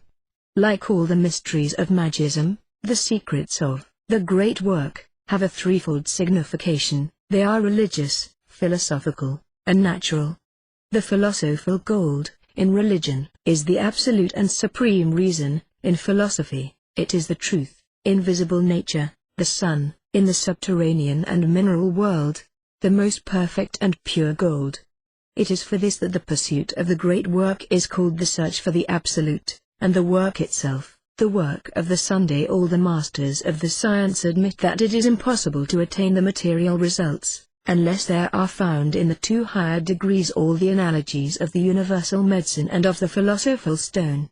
Then, they say, the work is simple, easy, and inexpensive, otherwise, it consumes fruitlessly the fortune and lives of the seekers. The universal medicine for the soul is the supreme reason and absolute justice, for the mind, mathematical and practical truth, for the body, the quintessence, a combination of light and gold. The prima materia of the great work, in the superior world, is enthusiasm and activity, in the intermediate world, intelligence and industry, in the lower world, labor, and, in science, it is the sulfur, mercury, and salt, which by turns volatilized and fixed, compose the oath of the sages. The sulfur corresponds with the elementary form of the fire, mercury with the air and water, and salt with the earth. The great work is, above all things, the creation of man by himself, that is to say, the full and entire conquest which he effects of his faculties and his future. It is, above all, the perfect emancipation of his will, which assures him the universal empire of oath, and the domain of magnetism, that is, complete power over the universal magical agent. This magical agent, which the ancient Hermetic philosophers disguised under the name of prima materia, determines the forms of the modifiable substance, and the alchemists said that by means of it they could attain the transmutation of metals and the universal medicine. There are two Hermetic operations, one spiritual, the other material, dependent the one on the other. The whole Hermetic science is contained in the dogma of Hermes, engraven originally, it is said, on a tablet of emerald. Its sentences that relate to operating the great work are as follows: Thou shalt separate the earth from the fire, the subtle from the gross, gently, with much industry. It ascends from earth to heaven, and again descends to earth, and receives the force of things above and below. Thou shalt by this means possess the glory of the whole world, and therefore all obscurity shall flee away from thee. This is the potent force of all force, for it will overcome everything subtle, and penetrate everything solid. So the world was created. All the masters in alchemy who have written of the great work, have employed symbolic and figurative expressions, being constrained to do so, as well to repel the profane from a work that would be dangerous for them, as to be well understood by adepts, in revealing to them the whole world of analogies governed by the single and sovereign dogma of Hermes. So, in their language, gold and silver are the king and queen, or the sun and moon, sulfur, the flying eagle, mercury, the man-woman winged, bearded, mounted on a cube, and crowned with flames, matter or salt, the winged dragon, the metals in ebullition, lions of different colors, and, finally, the entire work has for its symbols the pelican and the phoenix. The Hermetic art is therefore, at the same time a religion, a philosophy, and a natural science. As a religion, it is that of the ancient magi and the initiates of all ages. As a philosophy, we may find its principles in the school of Alexandria and the theories of Pythagoras. As a science, we must inquire for its processes of Paracelsus, Nicholas Flamel, and Raymond Lull. The science is a real one only for those who admit and understand the philosophy and the religion, and its process will succeed only for the adept who has attained the sovereignty of will, and so become the king of the elementary world, for the grand agent of the operation of the sun, is that force described in the symbol of Hermes, of the table of emerald. It is the universal magical power, the spiritual, fiery, motive power. It is the odd, according to the Hebrews, and the astral light, according to others. Therein is the secret fire, living and philosophical, of which all the Hermetic philosophers speak with the most mysterious reserve, the universal seed, the secret where they kept, and which they represented only under the figure of the caduceus, ace of Hermes. This is the grand Hermetic arcanum. What the adepts call dead matter are bodies as found in nature. Living matters are substances assimilated and magnetized by the science and will of the operator. So that the great work is more than a chemical operation, it is a real creation of the human word initiated into the power of the Word of God. The creation of gold in the great work is effected by transmutation and multiplication. Raymond Lull says that to make gold, one must have gold and mercury, and to make silver, silver and mercury. And he adds, I mean by mercury, that mineral spirit so fine and pure that it gilds even the seed of gold, and silver's that of silver. He meant by this, either electricity, or odd, the astral light. The salt and sulfur serve in the work only to prepare the mercury, and it is to the mercury especially that we must assimilate, and, as it were, incorporate with it, the magnetic agent. Paracelsus, Lull, and Flamel alone seem to have perfectly known this mystery. The great work of Hermes is, therefore, an operation essentially magical, and the highest of all, for it supposes the absolute in science and in will. There is light in gold, gold in light, and light in all things. The disciples of Hermes, before promising their adepts the elixir of long life or the powder of projection, advised them to seek for the philosopher's stone. The ancients adored the sun, under the form of a black stone, called Elagabalus, or Heliogabalus. The faithful are promised, in the Apocalypse, a white stone. This stone, says the masters in alchemy, is the true salt of the philosophers, which enters as 1/3 into the composition of oath. But oath is, as we know, the name of the grand hermetic agent, and the true philosophical agent, wherefore they represent their salt under the form of a cubical stone. The philosophical stone is the foundation of the absolute philosophy, the supreme and unalterable reason. Before thinking of the metallic work, we must be firmly fixed on the absolute principles of wisdom. We must be in possession of this reason, which is the touchstone of truth. A man who is the slave of prejudices will never become the king of nature and the master of transmutations. The philosophical stone, therefore, is necessary above all things. How shall it be found? Hermes tells us, in his Table of Emerald, we must separate the subtle from the fixed, with great care and extreme attention. So we ought to separate our certainties from our beliefs, and make perfectly distinct the respective domains of science and faith, and to comprehend that we do not know the things we believe, nor believe anything that we come to know, and that thus the essence of the things of faith are the unknown and indefinite, while it is precisely the contrary with the things of science. Whence we shall conclude, that science rests on reason and experience, and faith has for its basis sentiment and reason. The sun and moon of the alchemists concur in perfecting and giving stability to the philosophical stone. They correspond to the two columns of the temple, Jachin and Boaz. The sun is the hieroglyphical sign of truth, because it is the source of light, and the rough stone is the symbol of stability. Hence the medieval alchemists indicated the philosophical stone as the first means of making the philosophical gold, that is to say, of transforming all the vital powers figured by the 6 metals into sun, that is, into truth and light, which is the first and indispensable operation of the great work, which leads to the secondary adaptation, and enables the creators of the spiritual and living gold, the possessors of the true philosophical salt, mercury, and sulfur, to discover, by the analogies of nature, the natural and palpable gold. To find the philosophical stone, is to have discovered the absolute, as all the masters say. But the absolute is that which admits of no errors, is the fixed from the volatile, is the law of the imagination, is the very necessity of being, is the immutable law of reason and truth. The absolute is that which is. To find the absolute in the infinite, in the indefinite, and in the finite, this is the magnum opus, the great work of the sages, which Hermes called the work of the Sunday. To find the immovable basis of true religious faith, of philosophical truth, and of metallic transmutation, this is the secret of Hermes in its entirety, the philosophical stone.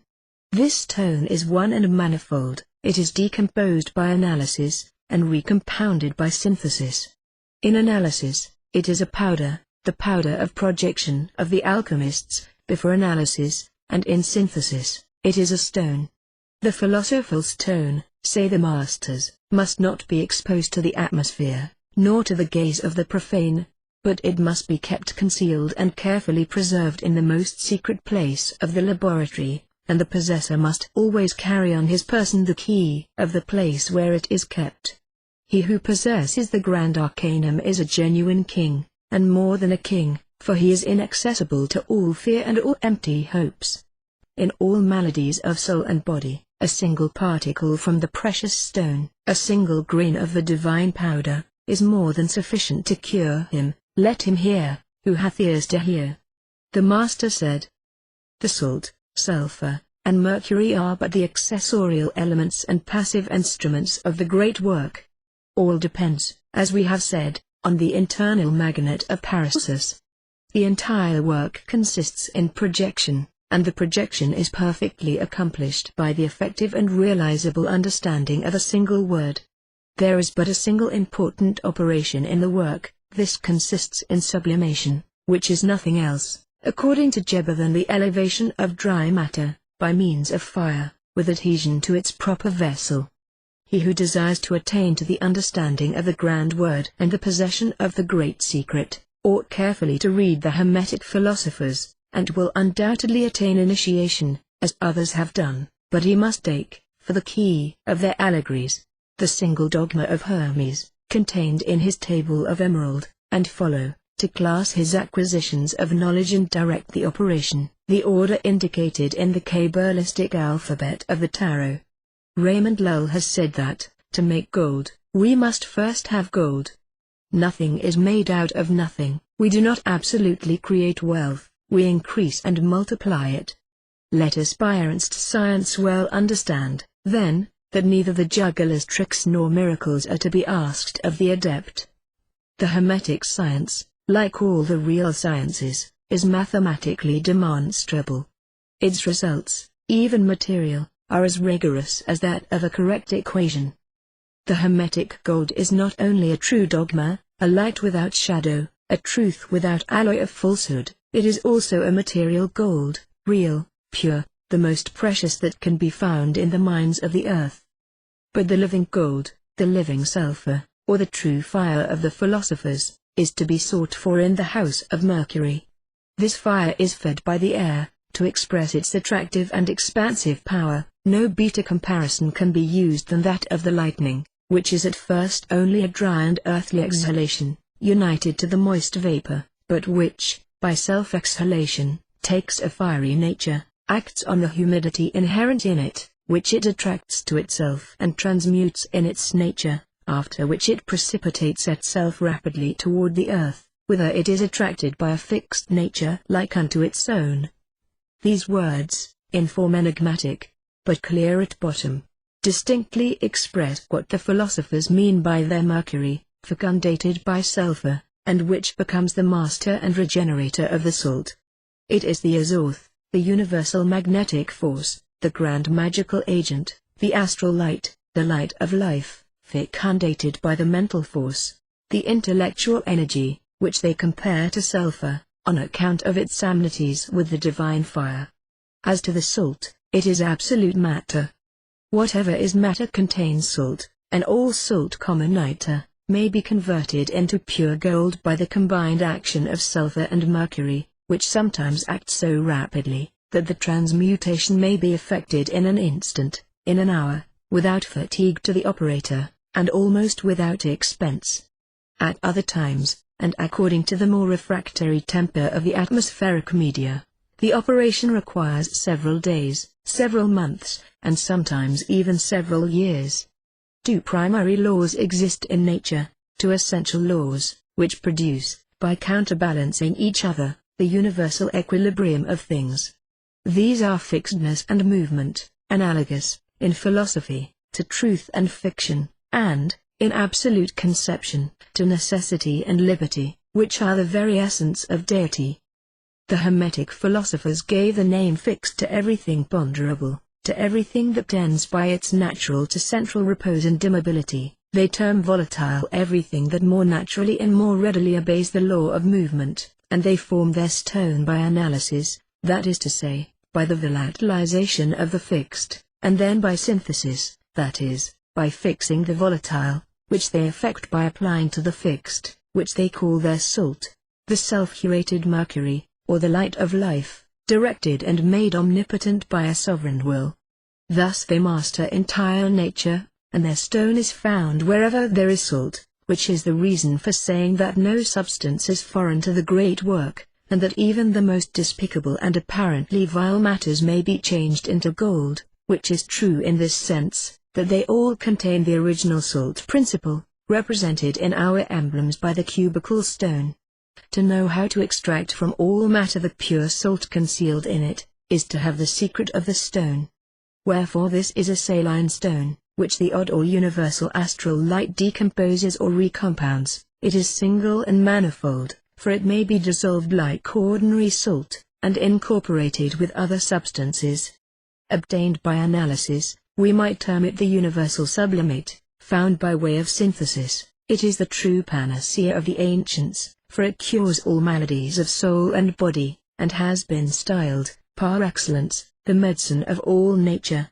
When one, by absolute initiation, comes to control the forces of the universal agent, he always has this stone at his disposal, for its extraction is then a simple and easy operation, very distinct from the metallic projection or realization. This stone, when in a state of sublimation, must not be exposed to contact with the atmospheric air, which might partially dissolve it and deprive it of its virtue, nor could its emanations be inhaled without danger. The sage prefers to preserve it in its natural envelopes, assured as he is of extracting it by a single effort of his will, and a single application of the universal agent to the envelopes, which the Kabbalists call cortices, the shells, bark, or integuments. Hieroglyphically, to express this law of prudence, they gave their Mercury, personified in Egypt as Hermnubis, a dog's head, and to their sulphur, represented by the Baphomet of the Temp. That goat's head which brought into such disrepute the occult medieval associations. Let us listen for a few moments to the alchemists themselves, and endeavor to learn the hidden meaning of their mysterious words.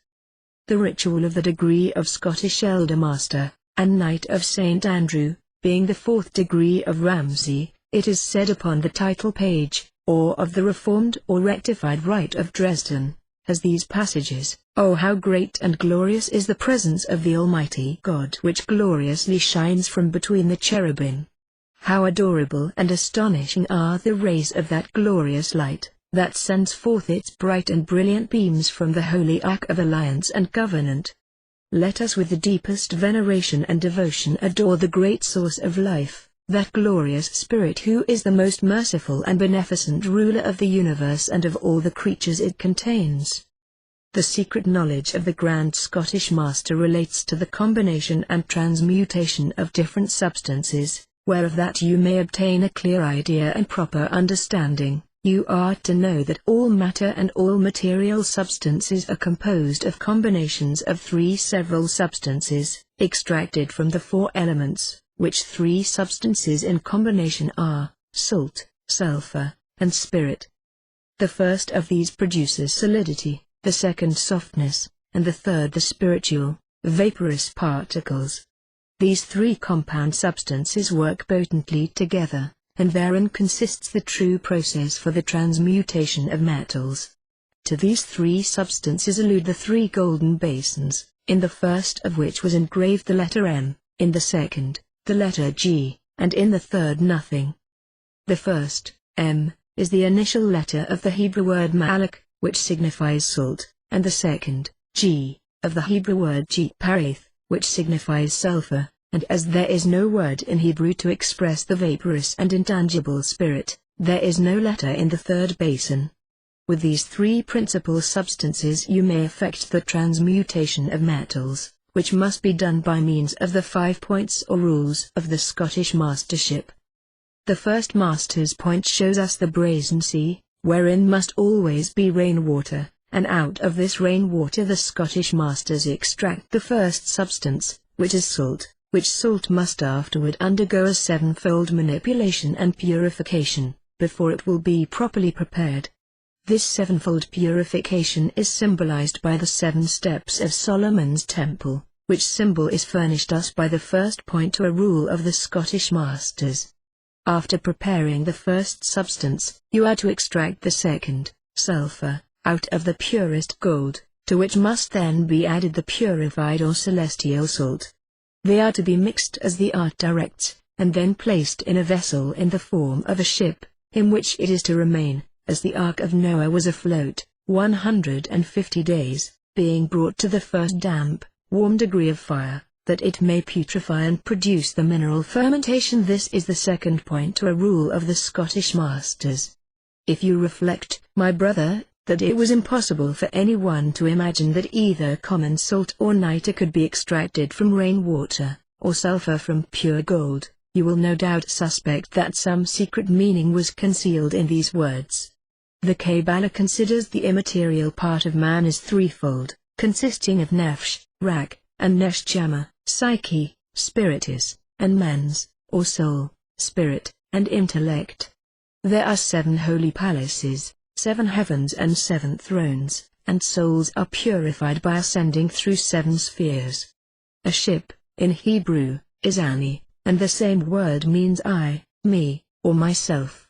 The ritual, continues, multiplying the substance thus obtained, is the third operation, which is done by adding to them the animate, volatile spirit, which is done by means of the water of the celestial salt, as well as by the salt, which must daily be added to it very carefully, and strictly observing to put neither too much nor too little, inasmuch as, if you add too much, you will destroy that growing and multiplying substance, and if too little, it will be self-consumed and destroyed, and shrink away, not having some substantiality for its preservation.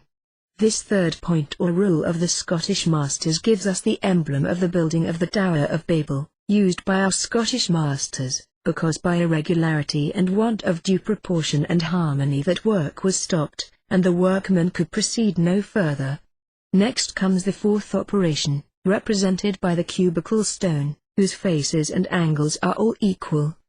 As soon as the work is brought to the necessary point of multiplication, it is to be submitted to the third degree of fire, wherein it will receive the due proportion of the strength and substance of the metallic particles of the cubical stone, and this is the fourth point to a rule of the Scottish masters. Finally, we come to the fifth and last operation, indicated to us by the flaming star. After the work has become a duly proportioned substance, it is to be subjected to the fourth and strongest degree of fire, wherein it must remain 3 times 27 hours, until it is thoroughly glowing, by which means it becomes a bright and shining tincture, wherewith the lighter metals may be changed, by the use of 1 part to 1,000 of the metal. Wherefore this flaming star shows us the fifth and last point of the Scottish masters. You should pass practically through the 5 points or rules of the master, and by the use of 1 part to 1,000, transmute and ennoble metals. You may then in reality say that your age is 1,000 years. In the oration of the degree, the following hints are given as to its true meaning: the 3 divisions of the temple, the outer court, sanctuary, and holy of holies, signify the 3 principles of our holy order, which direct to the knowledge of morality, and teach those most practical virtues that ought to be practiced by mankind. Therefore the 7 steps which lead up to the outer court of the temple, are the emblem of the 7-fold light which we need to possess, before we can arrive at the height of knowledge, in which consist the ultimate limits of our order.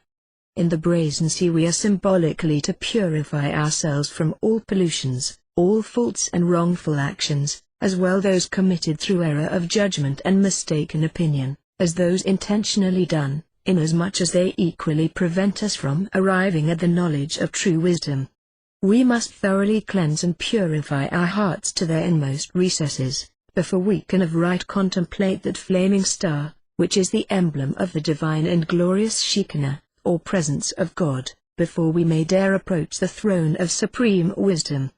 In the degree of the true Mason, Leveramaken, styled in the title page of its ritual the 23D degree of Masonry, or the 12th of the 5th class, the tracing board displays a luminous triangle, with a great yod in the center. The triangle, says the ritual, represents one God in 3 persons, and the great yod is the initial letter of the last word. The dark circle represents the chaos, which in the beginning God created. The cross within the circle, the light by means whereof he developed the chaos. The square, the four elements into which it was resolved. The triangle, again, the three principles, salt, sulfur, and mercury, which the intermingling of the elements produced. God creates, nature produces, art multiplies.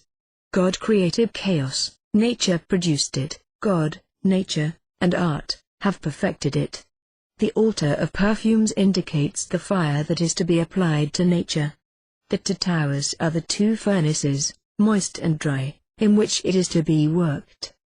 The bowl is the mold of oak that is to enclose the philosophical egg.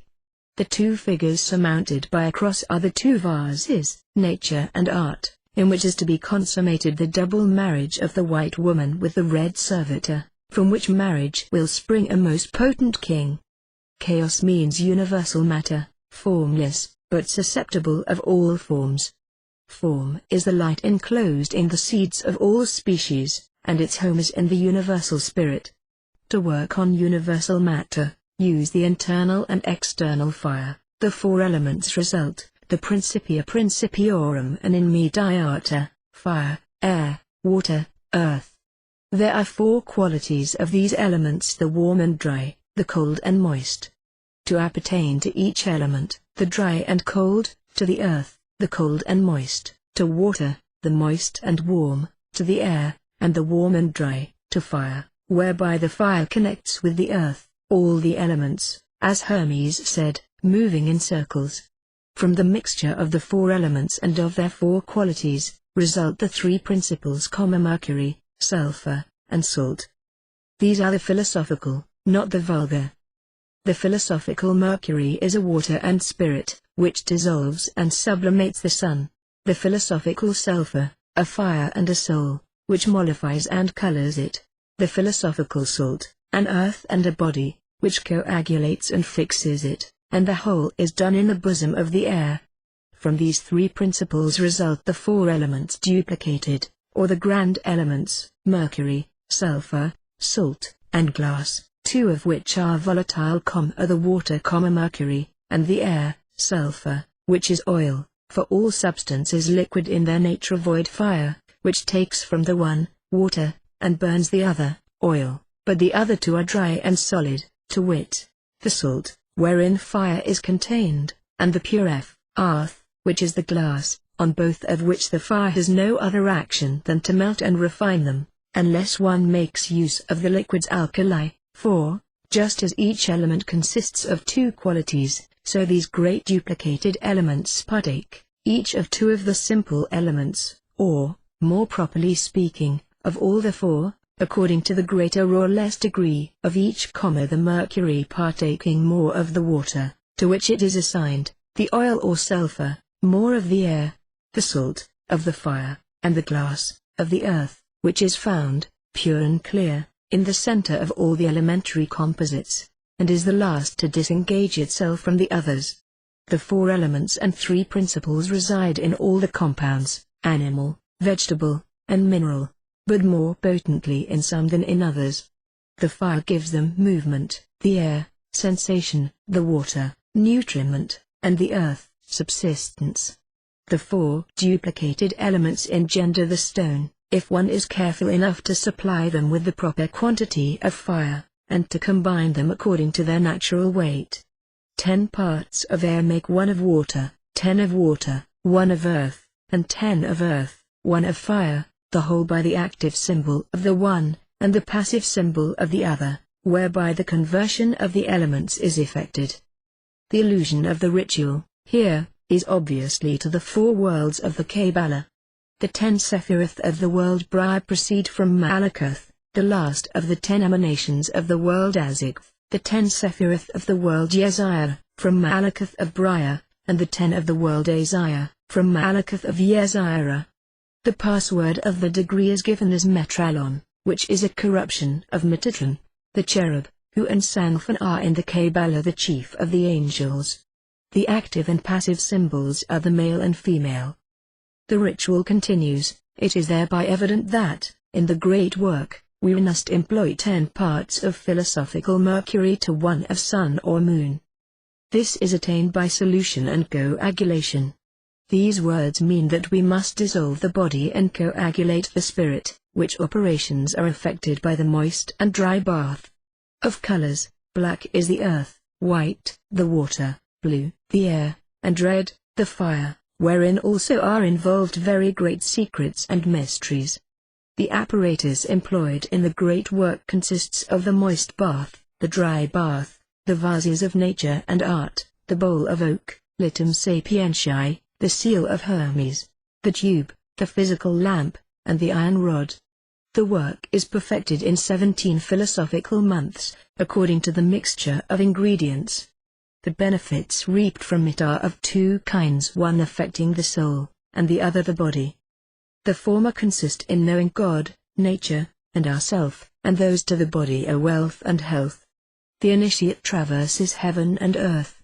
Heaven is the world manifest to the intelligence, subdivided into paradise and hell. Earth is the world manifest to the senses, also subdivided into the celestial and that of the elements. There are sciences specially connected with each of these. The one is ordinary and common, the other, mystic and secret. The world cognizable by the intellect has the Hermetic theology and the Kabbalah, the celestial astrology, and that of the elements, chemistry, which by its decompositions and separations, effected by fire, reveals all the most hidden secrets of nature, in the three kinds of compound substances. This last science is styled Hermetic, or the operating of the great work. The ritual of the degree of Kabbalistic and Hermetic rose has these passages. The true philosophy, known and practiced by Solomon, is the basis on which Masonry is founded. Our ancient Masons have concealed from us the most important point of this divine art, under hieroglyphical characters, which are but enigmas and parables, to all the senseless, the wicked, and the ambitious. He will be supremely fortunate, who shall, by arduous labor, discover this sacred place of deposit, wherein all naked the sublime truth is hidden, for he may be assured that he has found the true light, the true felicity, the true heavenly good. Then may it truly be said that he is one of the true elect, for it is the only real and most sublime science of all those to which a mortal can aspire. His days will be prolonged, and his soul freed of all vices and corruption, into which, it is added, to mislead, as if from fear too much would be disclosed, the human race is often led by indigence. As the symbolism of the hall and the language of the ritual mutually explain each other, it should be noted here, that in this degree the columns of the hall, 12 in number, are white variegated with black and red. The hangings are black, and over that crimson. Over the throne is a great eagle, in gold, on a black ground. In the center of the canopy the blazing star in gold, with the letter Yod in its center. On the right and left of the throne are the sun in gold and the moon in silver. The throne is ascended to by 3 steps. The hall and ante-room are each lighted by 10 lights, and a single one at the entrance. The colors, black, white, and crimson appear in the clothing, and the key and balance are among the symbols. The duty of the second Grand Prior, says the ritual, is, to see if the chapter is hermetically sealed, whether the materials are ready, and the elements, whether the black gives place to the white, and the white to the red. Be laborious, it says, like the star, and procure light of the sages, and hide yourself from the stupid, profane and the ambitious, and be like the owl, which sees only by night, and hides itself from treacherous curiosity. The sun, on entering each of his houses, should be received by the 4 elements, which you must be careful to invite to accompany you, that they may aid you in your undertaking, for without them the house would be melancholy, wherefore you will give him to feast upon the 4 elements.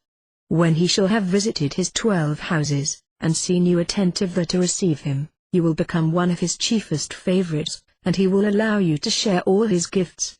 Matter will then no longer have power over you, you will, so to say, be no longer a dweller on the earth, but after certain periods you will give back to it a body which is its own, to take in its stead one altogether spiritual. Matter is then deemed to be dead to the world. Therefore it must be revivified, and made to be born again from its ashes, which you will effect by virtue of the vegetation of the tree of life, represented to us by the branch of acacia. Whoever shall learn to comprehend and execute this great work, will know great things, say the sages of the work, but whenever you depart from the center of the square and the compass you will no longer be able to work with success. Another jewel is necessary for you, and in certain undertakings cannot be dispensed with. It is what is 10-1 led the Kabbalistic particle. This carries with it the power of commanding the spirits of the elements. It is necessary for you to know how to use it, and that you will learn by perseverance if you are a lover of the science of our predecessors the sages. A great black eagle, the king of birds. He alone it is that can fire the sun, material in its nature, that has no form, and yet by its form develops color. The black is a complete harbinger of the work, it changes color and assumes a natural form, out whereof will emerge a brilliant Sunday. The birth of the sun is always announced by its star, represented by the blazing star, which you will know by its fiery color, and it is followed in its course by the silvery luster of the moon. A rough ashlar is the shapeless stone which is to be prepared in order to commence the philosophical work, and to be developed, in order to change its form from triangular to cubic, after the separation from it of its salt, sulfur, and mercury, by the aid of the square, level, plumb, and balance, and all the other Masonic implements which we use symbolically. Hear me put them to philosophical use, to constitute a well-proportioned edifice, through which you are to make pass the crude material, analogous to a candidate commencing his initiation into our mysteries. When we build we must observe all the rules and proportions, for otherwise the spirit of life cannot lodge therein. So you will build the great tower, in which is to burn the fire of the sages, or, in other words, the fire of heaven, as also the sea of the sages, in which the sun and moon are to battle. That is the basin of purification, in which will be the water of celestial grace, water that doth not soil the hands, but purifies all leprous bodies. Let us labor to instruct our brother, to the end that by his toils he may succeed in discovering the principle of life contained in the profundity of matter, and known by the name of Alkahest. The most potent of the names of deity is Adonai. Its power is to put the universe in movement, and the knights who shall be fortunate enough to possess it, with weight and measure, shall have at their disposition all the potencies that inhabit it, the elements, and the cognizance of all the virtues and sciences that man is capable of knowing. By its power they would succeed in discovering the primary metal of the sun, which holds within itself the principle of the germ, and wherewith we can put in alliance and 6 other metals, each of which contains the principles and primitive seed of the grand philosophical work. The 6 other metals are Saturn, Jupiter, Mars, Venus, Mercury, and Luna, vulgarly known as lead, tin, iron, copper, quicksilver, and silver. Gold is not included, because it is not in its nature a metal. It is all spirit and incorruptible, wherefore it is the emblem of the sun, which presides over the light. The vivifying spirit, called Alkahest, has in itself the generative virtue of producing the triangular cubical stone, and contains in itself all the virtues to render men happy in this world and in that to come. To arrive at the eon position of that Alkahest, we begin by laboring at the science of the union of the 4 elements which are to be educed from the 3 kingdoms of nature, mineral, vegetable, and animal, the rule, measure, weight, and equipoise whereof have each their key. We then employ in one work of the animals, vegetables, and minerals, each in his season, which make the space of the houses of the sun, where they have all the virtues required. Something from each of the 3 kingdoms of nature is assigned to each celestial house, to the end that everything may be done in accordance with sound philosophical rules, and the everything may be thoroughly purified in its proper time and place in order to be presented at the wedding table of the spouse and the 6 virgins who hold the mystic shovel, without a common fire, but with an elementary fire, that comes primarily by attraction, and by digestion in the philosophical bed lighted by the 4 elements. At the banquet of the spouses, the viands, being thoroughly purified, are served in salt, sulfur, spirit, and oil. A sufficient quantity thereof is taken every month, and therewith is compounded, by means of the balance of Solomon, the alcohist, to serve the spouses, when they are laid on the nuptial bed, though to engender their embryo, producing for the human race immense treasures, that will last as long as the world endures. Few are capable of engaging in this great work. Only the true Freemasons may of right aspire to it, and even of them, very few are worthy to attain it, because most of them are ignorant of the clavicules and their contents, and of the Pentacle of Solomon, which teaches how to labor at the great work. The weight raised by Solomon with his balance was 1, 2, 3, 4, 5, which contains 25 times unity, 2 multiplied by 2, 3 multiplied by 3, 4 multiplied by 4, 5 multiplied by 5, and once 9, these numbers thus involving the squares of 5 and 2, the cube of 2, the square of 2, and the square of 3. Thus far the ritual, in the numbers mentioned by it, is an allusion to the 47th problem of Euclid, a symbol of blue masonry, entirely out of place there, and its meaning unknown. The base of the right-angled triangle being 3, and the perpendicular 4, the hypotenuse is 5, by the rule that the sum of the squares of the two former equals the square of the latter, 3 times 3 being 9, and 4 times 4, 16, and 9 plus 16 being 25, the square of 5. The triangle contains in its sides the numbers 1, 2, and 3. The perpendicular is the male, the base, the female, the hypotenuse, the product of the two. To fix the volatile, in the Hermetic language, means to materialize the spirit, to volatilize the fixed is to spiritualize matter. To separate the subtle from the gross, in the first operation, which is wholly internal, is to free our soul from all prejudice and all vice. This is effected by the use of the philosophical salt, that is to say, of wisdom, of mercury, that is to say, of personal aptitude and labor, and of sulfur, which represents the vital energy, and the ardor of the will. Thus we succeed in changing into spiritual gold such things even as are of least value, and even the foul things of the earth.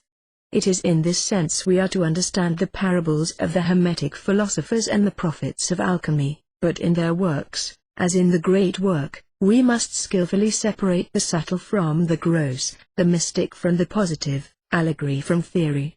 If you would read them with pleasure and understandingly, you must first understand them allegorically in their entirety and then descend from allegories to realities by way of the correspondences or analogies indicated in the single dogma. What is above is like what is below, and what is below is like what is above. The treatise, Minerva Mundi, attributed to Hermes Trismegistus, contains, under the most poetical and profound allegories, the dogma of the self-creation of beings, or of the law of creation that results from the accord of two forces, these which the alchemists called the fixed and the volatile, and which are, in the absolute, necessity and liberty.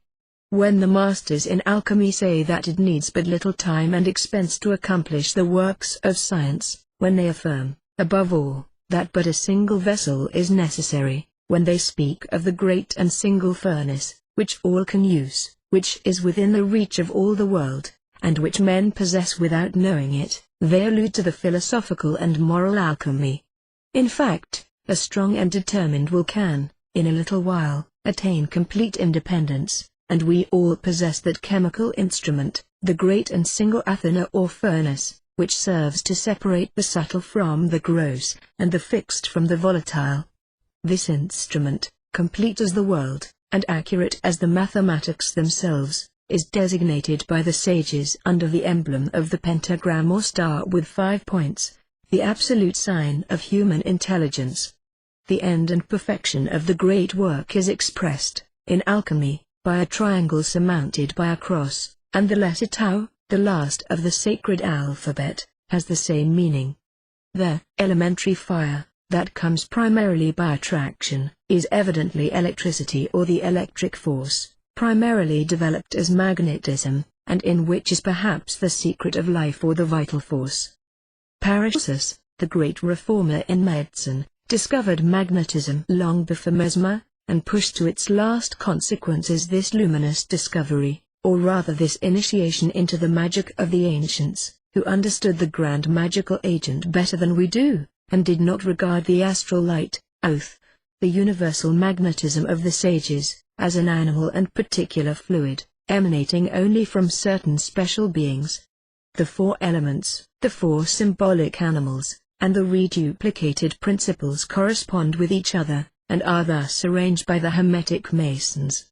The air and earth represent the male principle, and the fire and water belong to the female principle. To these four forms correspond the four following philosophical ideas: spirit, matter, movement, repose. Alchemy reduces these four things to three: the absolute, the fixed, the volatile. Reason, necessity, liberty, are the synonyms of these three words. As all the great mysteries of God and the universe are thus hidden in the ternary, it everywhere appears in Masonry and in the Hermetic philosophy under its mask of alchemy. It even appears where Masons do not suspect it, to teach the doctrine of the equilibrium of contraries, and the resultant harmony. The double triangle of Solomon is explained by St. John in a remarkable manner. There are, he says, three witnesses in heaven, the Father, the Word, and the Holy Spirit, and three witnesses on earth, the breath, water, and blood. He thus agrees with the masters of the Hermetic philosophy, who give to their sulfur the name of ether, to their mercury the name of philosophical water, to their salt that of blood of the dragon, or menstruum of the earth. The blood, or salt, corresponds by opposition with the Father, the ethic, or mercurial water, with the Word, or logos, and the breath, with the Holy Spirit. But the things of high symbolism can be well understood only by the true children of science. Alchemy has its symbolic triad of salt, sulfur, and mercury, man consisting, according to the Hermetic philosophers, of body, soul, and spirit. The dove, the raven, and the phoenix are striking symbols of good and evil, light and darkness, and the beauty resulting from the equilibrium of the two. If you would understand the true secrets of alchemy, you must study the works of the masters with patience and assiduity. Every word is often an enigma, and to him who reads in haste, the whole will seem absurd. Even when they seem to teach that the great work is the purification of the soul, and so to deal only with morals, they most conceal their meaning, and deceive all but the initiates. Yod is termed in the Kabbalah the Opifex, workman of the deity. It is, says the Porticolorum, single and primal, like one, which is the first among numbers, and like a point, the first before all bodies. Moved lengthwise, it produces a line, which is Vau, and this moved sidewise produces a superficies, which is Daleth. Thus Vau becomes Daleth, for movement tends from right to left, and all communication is from above to below. The plenitude of Yod, that is, the name of this letter, spelled, is Yod. Vau, which represents 6, and Daleth, 4, are 10, like Yod, their principle. Yod, says the Cipher de Zenita, is the symbol of wisdom and of the Father. The principle called Father, says the Idrisuta, is comprehended in Yod, which flows downward from the holy influence, wherefore Yod is the most occult of all the letters, for he is the beginning and end of all things. The supernal wisdom is Yod, and all things are included in Yod, who is therefore called Father of Fathers, or the generator of the universal. The principle of all things is called the house of all things, wherefore Yod is the beginning and end of all things, as it is written, Thou hast made all things in wisdom. For the all is termed wisdom, and in it the all is contained, and the summary of all things is the holy name. Yod, says the Cipher de Zenita, signifying the Father, approaches the letter He, which is the Mother, and by the combination of these two is denoted that luminous influence wherewith Bina is imbued by the supernal wisdom. In the name, says the same, are included the Father, Mother and microprinciples, their issue. He, impregnated by Vau, produced microprinciples, or Sa'anpin. Wisdom, Hakma, is the principle of all things, it is the Father of Fathers, and in it are the beginning and end of all things. Microprosopos, the second universal, is the issue of wisdom, the father, and Bina, the mother, and is composed of the 6 numerations, Jebura, Jejula, and Tepharoth. Netzach Hod, and Yesod, is represented under the form of a man, and said to have at first occupied the place afterward filled by the world Briar, of creation, but afterward to have been raised to the Azaluthic sphere, and received wisdom, intelligence, and cognition, death, from the supernal wisdom and intellectuality. Vow, in the triliteral word, denotes these 6 members of Microprosopos. For this latter is formed after the fashion of Macroprosopos, but without Kether, the will, which remains in the first prototype or universal, though invested with a portion of the divine intellectual power and capacity. The first universal does not use the first person, and is called in the third person, he, but the second universal speaks in the first person, using the word ani, I. The Idara, or Synodus Magna, one of the books of the Sohar, says, the eldest of the eldest, the absolute deity, is in Microprosopos. All things are one, all was, all is, all will be, there neither will be, nor is, nor has been, mutation. But he confirmed himself, by the formings, into a form that contains all forms. In a form which comprehends all genera. This form is in the likeness of his form, and is not that form but its analogue, wherefore the human form is the form of all above and below, which are included in it, and because it embraces all above and below. The Most Holy so took form, and so Microprosopos was configured. All things are equally one, in each of the 2 universals, but in the second his ways are divided, and judgment is on our side, and on the side that looks toward us, also, they differ. These secrets are made known only to the reapers in the holy field.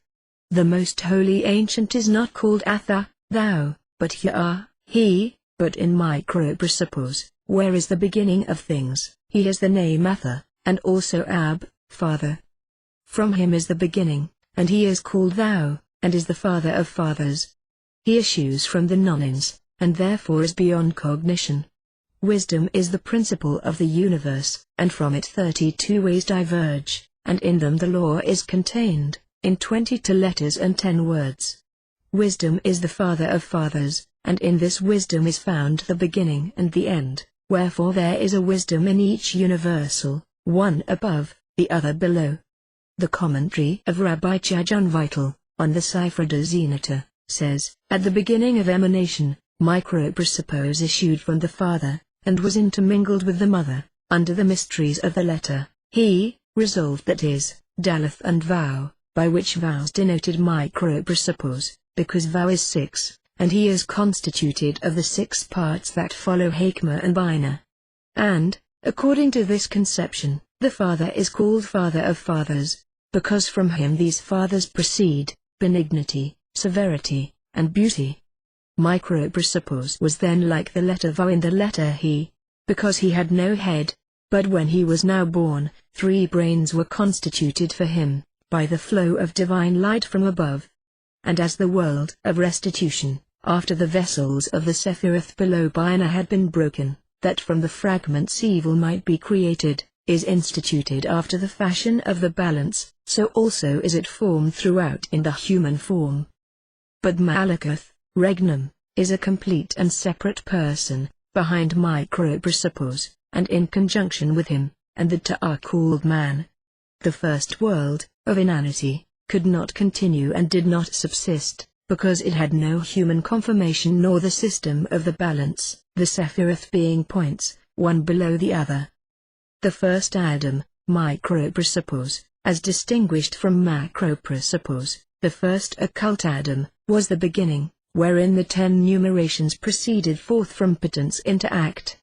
Microprosopos is the second garment or interposed medium, with respect to the Elder Most Holy, who is the name Tetragrammaton, and he is called Elohim, because the former is absolute commiseration, while in Macroprosopos his lights have the nature of severities, with respect to the Elder Universal, though they are commiseration, with respect to the lights of Malekuth and the three lower worlds.